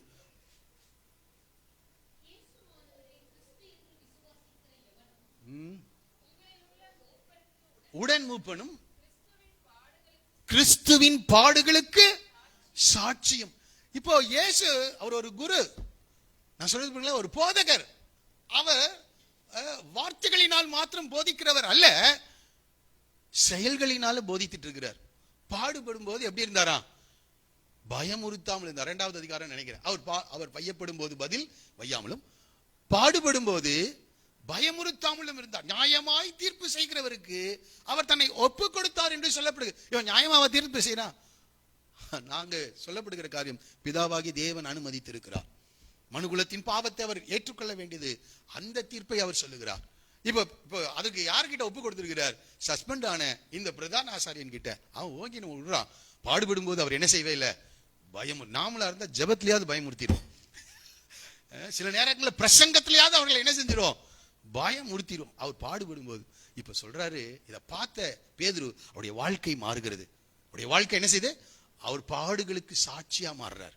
கடைசியில அவருடைய வாழ்க்கையில அந்த பாடுகள் வரும்போது இயேசுவின் அடிச்சுவடுகளை பின்பற்றுகிற ஒரு நல்ல அப்போஸ்தலனாக கர்த்தர் அவரை மாற்றுகிறார். அவரை கொண்டு அநேக ஆயிரங்களுக்கு கர்த்தர் அவனை பயன்படுத்துகிறார்.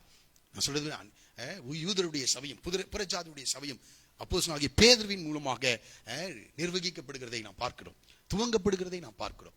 தேவன் ஒரு மனிதனை பயன்படுத்துகிறார் என்றால் அவன் பாடுகளுக்கு சாட்சி. அவரிடத்திலிருந்து கற்றுக்கொண்டான். முதல்ல எல்லாரும் இடத்துலயும் பட்டயம் இருக்கும், பட்டயத்தை பயன்படுத்தும். ஆனா உரையில போடணும்னு போட்டுட்டான். அந்த பாடுகளுக்கு சாட்சி. கண்ணார பார்த்து கொண்டு இருக்கிறான். கண்ணார வசனத்தை கொஞ்சம் இப்படி பார்ப்போம், நம்முடைய வாழ்க்கையெல்லாம் என்ன செஞ்சிடும், இயேசுவை போல மாறி இந்த உலகம் இயேசுவை கண்டு கொள்ளும். நம்மை அநேகருக்கு கர்த்தர் ஆசீர்வாதமாய் மாற்றுவார். ஜெபங்களுக்கு பதிலை தான் இந்த வசனங்களாக கர்த்தர் நமக்கு என்ன செய்கிறார், கொடுக்கிறார். ஆகவே நம்மை சீர்படுத்திக் கொள்வோம் என்றால் நம் மூலமாக தேவனுடைய வல்லமை, தேவனுடைய திட்டங்கள், தேவனுடைய கிரியைகள் வெளிப்படும். சரி இருக்கட்டும். இயேசு அவனை நோக்கி, நான் தகாத விதமாய் பேசின, சரி ஓகே. பின்பு அண்ணா என்பவன் பிரதான ஆசாரியனாகிய காய்பாவினிடத்தில் அவரை கட்டுண்டவராக அனுப்பினான் என்று படிக்க. அப்போ அடுத்ததான் காய்பா கிட்ட என்ன செய்யறாரு, போறார் உண்மையான பிரதான ஆசாரியன் கிட்ட. அது வரைக்கும் எக்ஸ் கிட்ட தான் விசாரிக்கப்பட்டு கொண்டு இருக்கிறார். எனக்கு கேட்கிற அருமையான தேவச்சனமே, இந்த காரியங்களை நாம் புரிந்து கொள்வோம். இப்போ இங்க விசாரிக்கப்பட்டு கொண்டிருக்கும் போது பேதுரு செய்த செயலை நாம் பார்க்க போகிறோம். வாசிக்கலாம் பாருங்க. அந்த இடத்துல இந்த வார்த்தை பாருங்க, சீமோன். எத்தனாவது வசனம் வாசிக்கிறீங்க? 25. இல்ல அங்க வேண்டாம், 15வது வசனத்தை வாசிக்கலாம். சீமோன் பேதுருவும் பின் சென்றார்கள்.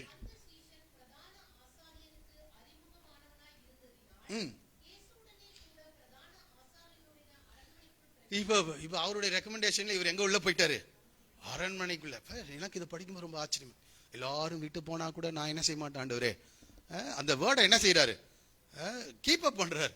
எல்லாரும் வீட்டு போனாலும் நான் என்ன செய்ய மாட்டேன், போக மாட்டேன்னு சொல்றாரு. இந்த சூழ்நிலையை இயேசு முதல்லயே இந்த சீஷர்கள் இடத்துல என்ன செஞ்சிட்டாரு, சொன்னார். இப்ப பாருங்க, அந்த விட்டுட்டு கூட ஓடி இருக்கலாம். நான் சொல்றது புரியுதுங்களா?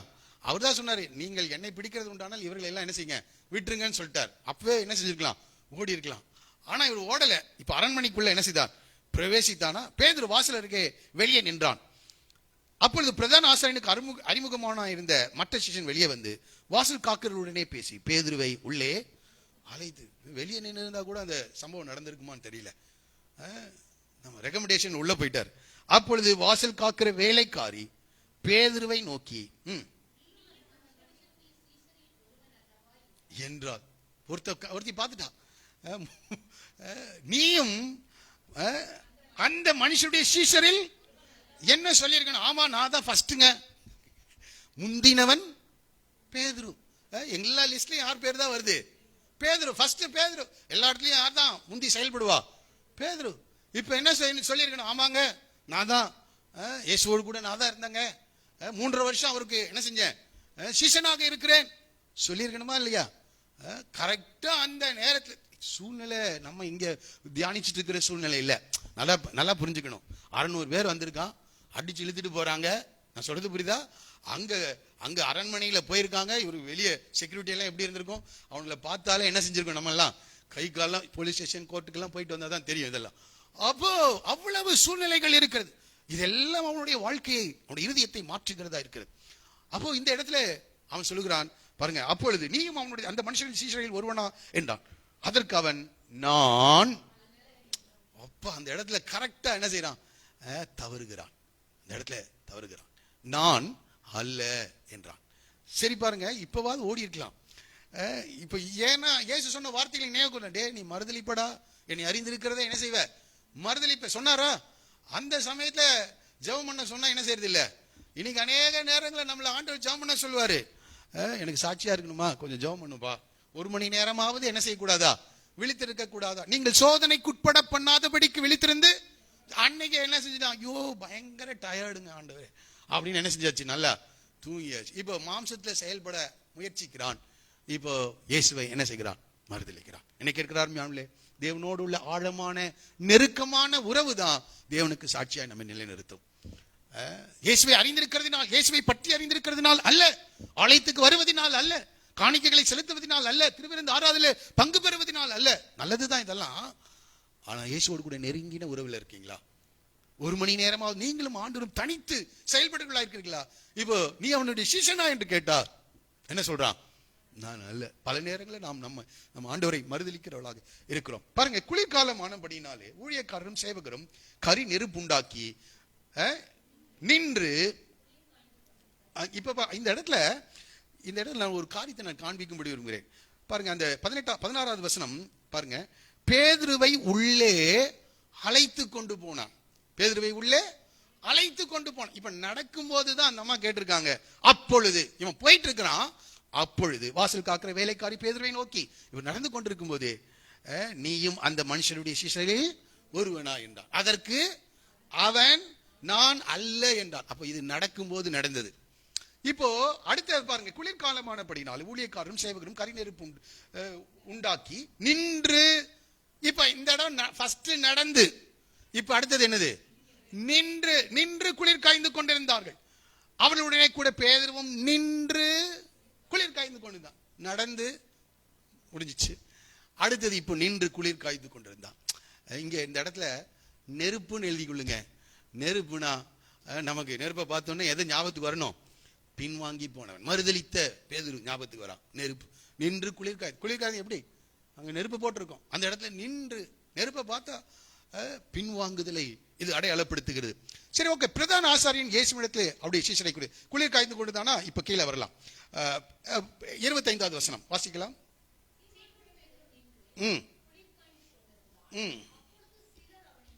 சிலர் அவனை நோக்கி,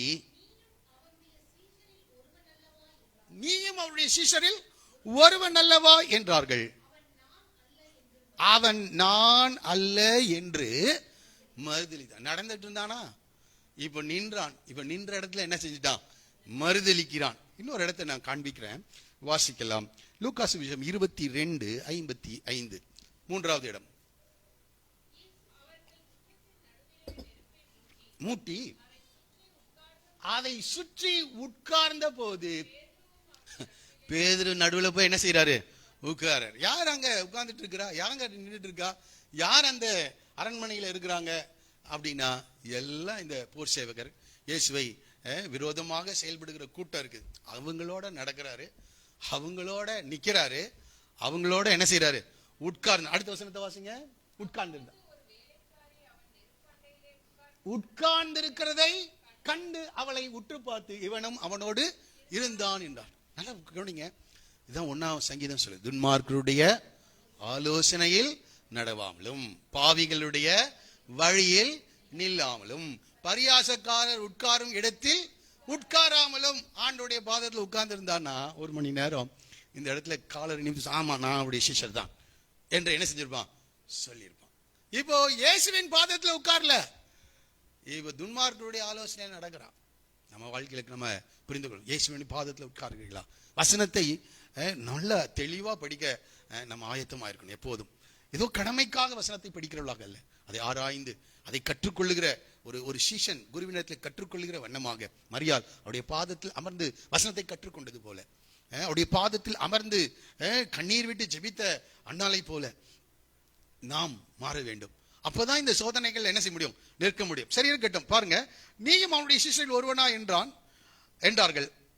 அவன் நான் அல்ல என்று மறுதலித்தான். 3வது இடத்துல எப்படி படிக்கணும்னா, அப்பொழுது பாருங்க, பேதுரு மறுபடியும் மறுதலித்தான். அந்த இடத்துக்கு முன்னாடி 26, பிரதான ஆசாரியனுடைய வேலைக்காரில் பேதுரு காதார வெட்டினவனுக்கு இனத்தானாகிய ஒருவன் அவனை நோக்கி. கொஞ்சம் பாருங்க, அடுத்தடுத்த லெவல். நான் உன்னை அவனுடனே கூட தோட்டத்தில், அவன் பார்த்துட்டான். இப்ப 3வது சொல்லி இவன் இல்லைன்னே சொல்லிட்டு இருக்கிறான். ஏண்டா டே, தோட்டத்துல அவரோடு கூட நான் பார்த்தேன்ல, நீ மல்குஸ் காதை என்ன செஞ்ச? வெட்டினில்ல. அப்படி பயந்து நடிக்கிட்டான். யாரு? ஐயோ, எல்லாமே தெரிஞ்சிச்சுன்னா என்ன செஞ்சிருவான்? இயேசுவை பிடிச்சிட்டு போன போது அடுத்தது யாரு? முதல்ல வரணும்னு ஆசையா? பேதுரு யாரு? முந்தினவன். நல்லா புரிஞ்சுக்குங்க. அப்ப ஃபர்ஸ்ட் எல்லாத்தையும் என்ன செய்யணும்? எதிர்கொள்ள வேண்டும். இவ பிடிச்சிட்டு போய் அடுத்த சிலுவையில யார் அடையணும்? ஆனா இவனுக்கு புரிஞ்சிருச்சு, இப்ப இயேசுவை நிச்சயமா கொண்டு வருவாங்கன்னு தெரியும். இவரு வேற சொல்லிட்டே தான் இருந்தாரு, இப்ப குடிச்சிட்டு போயிடுவாங்கன்னு சொல்லிட்டு தான் இந்த இடத்துலதான் அவரை அறிந்திருக்கிறதை குறித்து அவன் சத்தியம் பண்ண துவங்குகிறான். அவரை அறிந்திருக்கிறதை குறித்து சத்தியம் பண்ண சபிக்க துவங்குகிறான். அப்படியாவது நான் அவருடைய சீஷன் அல்ல என்று இவங்க என்ன செஞ்சிருவாங்க? நம்பி என்ன என்ன செஞ்சிருவாங்க? விட்டுருவாங்க. இன்னைக்கு இருக்கிற அருமையானவர்களே, முந்தினவன் பேதுரு. முந்தினவன் அவருடைய நிலைமை மற்ற சீஷர்களுடைய நிலைமை சொல்லல. கொஞ்சம் யோசிச்சு பாருங்க. இங்கே நெருப்பு, அது பின்வாங்குதலுக்கு அடையாளமாக காணப்படும். இயேசு அதை சொன்னார், 1 மணி நேரமாவது என்னோடு கூட ஜெபிக்க கூடாதா என்று கேட்டார். ஆனா அவன் என்ன செய்யல, ஜெபிக்கல. இப்போ அவனால சுயத்திலே செயல்படுகளாக இருக்கிறோம். என்னுடைய மாம்சீக பலத்தினால், அதனால்தான் என்னை இல்லாமல் உங்களால் என்ன செய்ய முடியாது, ஒன்றும் செயல்பட முடியாது, செய்ய முடியாது. அது தேவ பலத்துக்காக, இதுக்கு வேற வழியே கிடையாதுங்க. ஆல்டர்னேட்டிவ் காரியமே காணிக்கை கொடுத்து அந்த கிருபையை பெற்றுக்கொள்ள முடியவே முடியாது. நீங்களும் ஆண்டவரும் தனியா உட்கார்ந்தாதான் சோதனையில அவரை மறுதலிக்காம இருக்க முடியும். சோதனையில அவருடைய வார்த்தையை நிறைவேற்ற முடியும், அவருடைய வார்த்தையின்படி செயல்பட முடியும். இல்லாவிட்டால் ஆவிக்குரிய ஜீவிதத்தில் முன்னேற முடியாது. கர்த்தர் நம்மை பயன்படுத்த, அநேகருக்கு ஆசீர்வாதமாய் கர்த்தர் நம்மை மாற்ற முடியாது. ஒரே ஒரு காரியம், ஆண்டவருடைய பாதத்திலே நீங்களும் ஆண்டவரும் தனித்து இருக்கும் போது மாத்திரமே நம்முடைய உள்ளான மனிதன் பலப்படுகிறவனாக மாறுவான். Price the Lord. அந்த பலனை கொண்டுதான் இப்படிப்பட்ட சோதனைகளிலே நாம் வெற்றி பெற முடியும் பிரியமானவர்களே. சரி, அடுத்தது பாருங்க, மறுதலித்தானா? அடுத்தது வாசிக்கலாம். மறுதலித்தான் கரெக்டா டைமிங், அலாரம் வச்சு அடிக்கிற மாதிரி உடனே சேவல் கூவிற்று. கரெக்டா பரலோகத்திலிருந்து சேவலுக்கு ஒரு தூண்டுதல் வந்திருக்கும்னு நினைக்கிறேன், செய்தி வந்திருக்கும். உடனே என்ன செய்ப்போ, அது வரைக்கும் கூவாது. டைமிங் எப்படி கரெக்டா இருக்குது பாருங்க. ஆண்டவர் சொன்னார், பேதுருவே, சேவல் கூவுகிறதற்கு முன்னே நீ என்னை 3 தரம். நம்முடைய வாழ்க்கையில ஒன்றும் தற்செயலாய் நடைபெறுகிறது. நான் அடிக்கடி சொல்ற காரியம், என் வாழ்க்கையில அதை நல்லா அனுபவிக்கிறதுனால நான் சொல்றேன், தைரியமா சொல்றேன். இந்த காலையிலே தற்செயலாய் ஒன்று நடக்கிறது இல்லை. நீ சீசனாய் இருப்பாய் என்றால் தேவன் உனக்கு வெளிப்படுத்தி கொண்டே இருப்பார். நீ அவருடைய சமூகத்தில் காத்திருப்பாய் என்றால் தேவன் அந்த காரியங்கள் நடைபெறுகிறதை உன்னுடைய கண்கள் காணும். மற்றவர்களுக்கு அது சம்பவங்களாக தெரியும், ஆனால் உனக்கு மட்டும்தான் அது காரியம். அதனால்தான் அவர் தமது வழிகளை மோசேக்கும் தமது கிரியைகளை இஸ்ரவேல் ஜனத்துக்கு கர்த்தர் வெளிப்படுத்துகிறார். இந்த காலிலே இந்த இன்டிமசிக்கு கர்த்தர் உங்களை அழைக்கிறார். இது யாரோ ஒருவருக்கான காரியம் அல்ல, நன்றாய் புரிந்து கொள்ள. யாரோ ஒருவருக்கான காரியம் அல்ல, தேவன் எல்லாரையும் கர்த்தர் பயன்படுத்த விரும்புகிறார். கிரியைகளை மற்றவர்கள் பார்ப்பார்கள், காரணங்களை மோசேக்கு கர்த்தர் வெளிப்படுத்துவார். இந்த காலையிலே எல்லா தாழ்மையோடு கூட சொல்லுகிறேன், இந்த காரியங்களை பாருங்க. பேதுருவிட்ட கரெக்டா சேவல் கூவுகிறதற்கு முன்னே 3 தரம் என்ன செய்வார், மறுதலிப்பார். இயேசு சகலவற்றின் மேலும் ஆளுகையுடைய தேவனாய் இருக்கிறார். நன்றாய் புரிந்து கொள்ளுங்கள். அந்த ஆளுகையை கர்த்தர் ஆதாமுக்கு கொடுத்தார். எல்லாவற்றையும் நீங்கள் என்ன செய்யுங்கள், ஆளுங்கள். என்ன ஆளுகை? மிருகத்தின் மேல், பறவைகளின் மேல், சமுத்திரத்தில் வாழ்கின்ற ஜீவன்களின் மேல் ஆளுகையை கர்த்தர் ஆதாமுக்கு கொடுத்திருந்தார். ஆனால் பாவம் எல்லா ஆளுகையும் நஷ்டப்படுத்தினது. ஆனால் இயேசுவினுடைய வாழ்க்கையை பாருங்க. இயேசுவினை, நீங்கள் எதிரே இருக்கிற கிராமத்துக்கு போங்கள், அங்கே கட்டியிருக்கிற ஒரு கழுதையை காண்பீர்கள், அதை அவிழ்த்து கொண்டு வாருங்கள். நீங்கள் அவிழ்க்கும் போது ஒரு மனுஷன் கேட்பான், ஏன் அவிழ்க்கிறாய் என்று. இது ஆண்டவருக்கு வேண்டும் என்று சொல்லுங்கள். அப்பொழுது என்ன செய்வான், அனுப்பிவிடுவான். மிருகத்தின் மேல் ஆண்டவருக்கு ஆளுகை இருந்தது. Price the Lord. அங்கே கட்டியிருக்கிற கழுதையை எதிரே இருக்கிற கிராமத்துக்கு போகாமே அவரால் பார்க்க முடியும். அது ஆண்டவருக்கு வேண்டும் என்று சொல்லுங்கள். அது ஒரு மனுஷனை ஏறாத கழுதை இயேசுவுக்காக ஆயத்தமாக இருந்தது. மிருகத்தின் மேல், சமுத்திரத்தில் இருக்கிற மீன் மேல ஆண்டவருக்கு ஆளுகை இருந்துச்சா, படவுக்கு வலது புறத்துல வளைய போடுங்கன்னு சொன்னார்.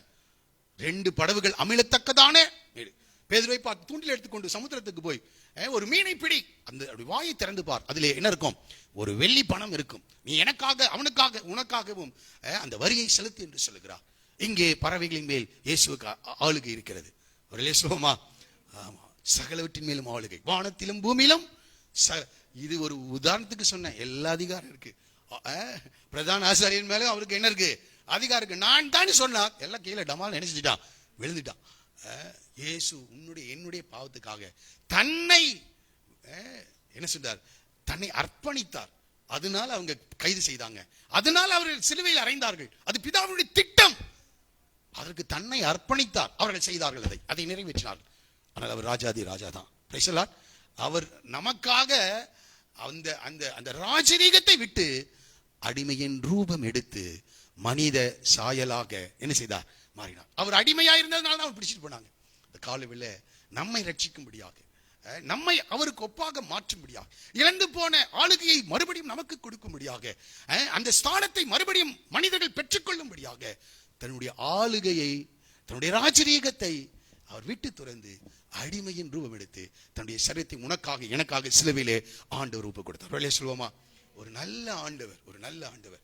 சாதாரண காரியம் இல்லை. சரி இருக்கட்டும், இங்கே படிக்கலாம். உடனே என்ன ஆயிடுச்சுங்க? சேவல் கூவிட்டு. இந்த சேவல் கூவுன உடனே தமால்னு யாருக்கு? பேதுருக்கு ஒரு ஞாபகம் அங்கே வருகிறது. லூக்கா சுவிசேஷத்துல 22ஆம் அதிகாரத்துல பேதுரு சேவல் கூவின உடனே என்ன நடந்தது என்று அங்கே போடப்பட்டிருக்கிறது. வாசிக்கலாம். எத்தனாவது வசனங்க? அந்த சேவல் கூவினதுல இருந்து சொல்லுங்களேன். அப்பொழுது பேதுரு மறுபடியும் மறுதலித்தான். உடனே சேவல் கூவினது. அப்பொழுது கர்த்தர் திரும்பி பேதுருவை நோக்கி பார்த்தார். சேவல் கூவுகிறதற்கு முன்னே நீ என்னை 3 தரம் மறுதலிப்பாய் என்று கர்த்தர் தன்னிடத்தில் சொன்ன வசனத்தை உடனே பேதுரு நினைவு கூர்ந்து வெளியே போய் மனம் கசந்து அழுதான். இங்கே மனம் திரும்புவதற்கான ஒரு அழைப்பாக சேவல் கூவுகிறது. மனம் திரும்புவதற்கான அழைப்பு. அப்படியே சரி மறுதலிச்சான் போயிட்டு அதோட கூட போயிட்டு விடல ஆண்டவர். திரும்பவும் ஞாபகம். இந்த காலை வெள்ள இந்த சேவல் மூலமா கர்த்தர் நம்மோடு கூட பேசுறார். மனம் திரும்புவதற்கான ஒரு அழைப்பை கர்த்தர் கொடுக்கின்றார்.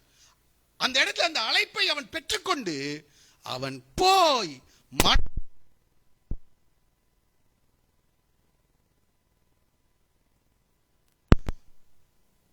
அந்த ஸ்தானத்தை இழந்து விட்டான். பேதுரு மனம் கசந்து அழுதான். அந்த தவறை உணர்ந்து யாரெல்லாம் மனம் கசந்து, இந்த காலை வேளை இந்த செய்திகள்ல எந்தெந்த வார்த்தைகள் உங்களுடைய வாழ்க்கையில உணர்த்துதலை தந்ததோ எனக்கு தெரியாது. ஆனால் இந்த காலில் ஒரு மனம் திரும்புதல் இருக்க தேவன் விரும்புகிறார். உன்னை தேவன் பயன்படுத்த விரும்புகிறார். தேவனுடைய வாழ்க்கையில நற்கிரியைகளை செய்ய விரும்புகிறார். தேவனுடைய ஆசீர்வாதத்தை பெற்று எல்லாரிலும் ஒரு மனிதனாக முதல் ஸ்தானத்தை பேதுருக்கு கர்த்தர் கொடுக்க இருக்கிறார். ஆனால் அவன் மேல் அன்புள்ளவராக இருந்ததுனால்தான் அங்கே ஒரு மனம் திரும்புவதற்கான ஒரு அழைப்பை மறுபடியும் அவனுக்கு கொடுக்கின்றார். சேவல் கூவிட்டு. உடனே பேதுரு அதை உணர்ந்து கொண்டு, இயேசு சொன்ன வார்த்தைகளை உணர்ந்து கொண்டு மனம் கசந்து என்ன செய்தான்? ஆழுதான். மனம் கசந்து இயேசு பார்த்தாராம். அந்த பார்வை ரொம்ப அற்புதமான பார்வை. Price the Lord. அந்த ஒரு பார்வை போதும். அந்த ஒரு பார்வை மனம் இருதயம் உடைக்கப்படுகிறது. இன்னைக்கு பல முறை பார்த்துட்டார் ஆண்டவர் நம்மள. பல முறை சேவல் கூவுகிறது, மாற்றங்கள் இல்லை. இந்த காலில் கர்த்தர் நம்மோடு கூட பேசுவாராக. அப்போ இங்கே சேவல் கூவுகிறது மனம் திரும்புவதற்கான அழைப்பு. இப்போ வசியா சில குறிப்புகளை மாத்திரம் சொல்லி கடந்து செல்றேன். தோட்டம் அது கீழ்ப்பிடிதலுக்கான அடையாளமாய் மாற வேண்டும். முதல்ல என்ன செய்த? தோட்டம். இரண்டாவது முத்தம். உண்மையான அன்பா இருக்கணும். இயேசுவை நேசிக்கிறேன் என்று நம்ம இங்க பாடுகிறோம். அன்பு கூறுவேன் இன்னும் அதிகமாய் என்றெல்லாம் பாடிட்டு வெளியே போய் மறுதலிச்சிட்டு இருக்க கூடாது. அவரை காட்டி கொடுக்க கூடாது. உண்மையான அன்புள்ளவர்களாக இருப்போம். மூன்றாவது பட்டயத்தை சொன்னேன். பட்டயம் தேவனுடைய திட்டங்களை எதிர்க்கிறவர்களாக அல்ல, தேவனுடைய இந்த பட்டயம் அல்ல, அடுத்தது பாத்திரம் என்று சொன்னேன். தேவ சித்தத்துக்கு நம்மை அர்ப்பணிக்கிறவர்களாக நாம் மாற வேண்டும். கடைசியில அடுத்த காரியம் இந்த சேவல் கூவிட்டு என்று. சேவலுடைய அந்த கூவுகிற அந்த சத்தம் மனம் திரும்புவதற்கான அழைப்பு, உண்மையான மனம் திரும்ப. தேவன் இந்த பேதுருவை திரும்பவுமாக யோவான் 21ஆவது அதிகாரத்திலே அவனை மறுபடியும் கட்டி எழுப்புகிறார். பேதுரு அந்த கலிலேயா கடற்கரையிலே இயேசுவை சந்தித்து பேதுருவை பார்த்து சொல்ல, இவர்கள் எல்லாரிலும் என்னில் அதிகமாக அன்பு கூறுகிறாயா என்று அவனை என்ன செய்கிறார் கேட்க. மறுபடியும் அவனை உணர்த்து வைக்கிற தேவன். அவனை திரும்பவும் ஆண்டவர் புறம்பே தள்ளுகிறார் அல்ல, அதுக்காக அவர் வரலைங்க. எனக்கு வசனத்தை நான் படித்து பார்த்து ரொம்ப ஆச்சரியமாச்சு. ஏசு புறம்பே தள்ளுகிறவர்ல, என்னிடத்தில் வருகிற ஒருவனையும் நான் என்ன செய்வதில்லை, புறம்பே தள்ளுகிறதில்லை. நாம தான் புறம்பே போயிடுறோம். நான் சொல்றது புரியுதுங்களா? கடைசி வரைக்கும் அவனோடு கூட பேசுகிற தேவனாக இருக்கிறான். திரும்பவும் அவனை எடுத்து நிறுத்துகிறதே. நம்மளா இருந்தா சீட்டை கிழிச்சு என்ன செஞ்சிருப்போம், அனுப்பிச்சிருப்போம், உடனே அனுப்பிச்சிருப்போம். இந்த போஸ்டிங்கு நீ தகுதியே இல்லப்பா, வேற யாருக்காவது கொடுத்த. அப்படி பார்த்தா ஒருத்தங்கிட்டே கூட போஸ்டிங் என்ன செய்ய முடியாது, கொடுக்க முடியாது. எல்லாம் ஒருத்தருக்கு மீதினவங்களா தான் நம்ம இருப்போம். மோசேயை கட்ட தள்ளிடல, மாம்சத்தின் அடிப்படையில் செயல்பட்ட போது அவனை தள்ளிடல. நல்லா புரிஞ்சுக்குங்க, அவனை உருவாக்கி அநேக ஆயிரங்களுக்கு பயன்படுத்த விரும்புகிறார். இந்த காலையில் உன்னை உருவாக்க விரும்புகிறார். எல்லாரும் அப்படி எழுந்து நிற்போமா? பிரைஸ் தி லார்ட், ஹல்லேலூயா. உன்னை உருவாக்க விரும்புகிறார் இந்த காலை வேளையிலே. Praise the lord, hallelujah, praise the lord, hallelujah. ஆண்டவர் நம்மோடு கூட பேசுகிற தேவனா. நீ சிஷ்யனா, ஒரு விசுவாசியா இருந்துட்டு போறேங்க, இல்ல அடுத்த நிலைக்கு கர்த்தர் அழைக்கின்றார். இயேசுவை நீ விசுவாசித்தது உண்மையானால் அவருடைய சிஷ்யனாக மாற இந்த காலையில் உன்னை ஒப்புக்கொடு. அவருடைய பாதத்தில் அமர்ந்து வசனங்களை கற்றுக்கொள். ஹல்லேலூயா. அநேகருக்கு தேவன் உன்னை தலைவனாக கர்த்தர் மாற்ற முடியும். அநேகருக்கு உன்னை ஆசீர்வாதத்தின் வாய்க்காலாக கர்த்தர் உன்னை மாற்ற விரும்புகிறார். அந்த கடைசி ராத்திரி வேளையிலேயும் ஒரு மனிதனை உருவாக்குகிற தேவன். ஹல்லேலூயா. அந்த கடைசி ராத்திரியில இயேசு பேதுருவை உருவாக்கி கொண்டிருக்கிறார். ஹல்லேலூயா. இந்த காலை வேளையில் இந்த ஆராதனை உன்னை உருவாக்கும்படி தேவன் விரும்புகிறார். எல்லாரும் கரங்களை உயர்த்தி, ஆண்டவரே என்னை அர்ப்பணிக்கிறேன் என்று சொல்லுங்கள். உம்முடைய திட்டத்தை நான் எதிர்க்க போகிறதில்லை ஆண்டவரே, அந்த பாத்திரத்தை நான் ஏற்றுக்கொள்ளுகிறேன் என்று சொல்லுங்கள். தற்செயலாய் ஒன்றும் நடக்கிறதில்லை. உன்னுடைய வாழ்க்கையில எல்லாம் திட்டமிட்ட காரியங்கள் நடைபெற்றுக் கொண்டிருக்கிறது. தீர்க்க தரிசனமா சொல்றேன். தேவனுடைய வார்த்தையை நான் உங்களுக்கு அறிவிக்கும்படி தேவனால் அனுப்பப்பட்டிருக்கேன் என்பதை உணர்ந்து சொல்லுகிறேன்.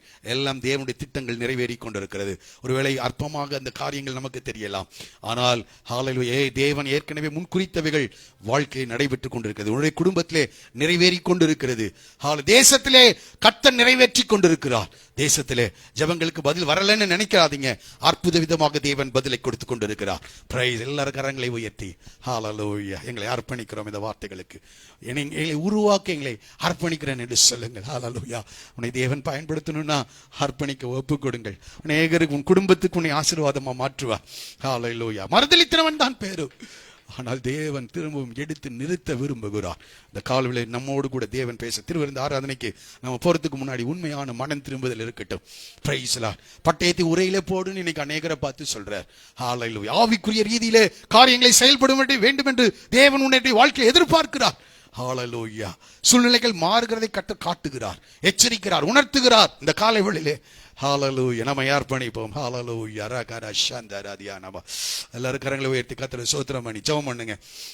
கர்த்தரோடு பேசின வார்த்தைகளுக்கு ஒப்புக்கொடு. தேவன் உன்னோடு கூட பேசுங்கன்னு சொன்னீங்கல்ல, ஆண்டவர் பேசியிருக்கிறார். ஆண்டவர் உன்னை உணர்த்தி இருக்கிறார், உருவாக்க விரும்புகிறார். ஹல்லேலூயா. ஹல்லேலூயா. ஊழியக்காரனை தான் கர்த்தர் அதிகாரியா மாற்றுவார். Hallelujah. Praise the lord. Hallelujah. எங்களை அர்ப்பணிக்கிறோம், எங்களை ஒப்பு கொடுக்கிறோம் ஆண்டவரே. ஹல்லேலூயா. கரங்களை உயர்த்தி எல்லாரும் ஜெபம் பண்றீங்களா? ஹல்லேலூயா. ஏதோ கேட்ட ஒரு வார்த்தை தானே, தெரிஞ்ச ஒரு வார்த்தை தானே விட்டுட்டு போகாதீங்க. உன்னை மறுரூபமாக உன்னை ஒப்புக்கொடு. கர்த்தர் பெரிய காரியங்களை செய்ய போகிறார். ஹல்லேலூயா. இந்த காலையில் எங்களை அர்ப்பணிக்கிறோம் ஆண்டவரே. என் வசனத்துக்கு நடுங்குகிறவனையே நான் நோக்கி பார்ப்பேன் என்று சொன்னீரே. பேதுருவை போல் அநேக நேரங்களிலே ஆண்டவரே நாங்கள் செயல்படுகிறவர்களாக நாங்கள் காணப்படுகிறோம். மாம்சத்தின் அடிப்படையிலே ஆண்டவரே காரியங்களை செயல்படுத்துகிறவர்களா இருக்கிறோம். ஐயா, மறுதலிக்கிறவர்களா இருக்கிறோம், எச்சரிப்பை உணராதவர்களா இருக்கிறோம். ஆண்டவரே செயல்படுகிறவர்களாக மாறுகிறோம். ஐயா, இந்த காலையிலே ஒரு விஷயம் கூட எல்லாரும் கேளுங்க. எங்களை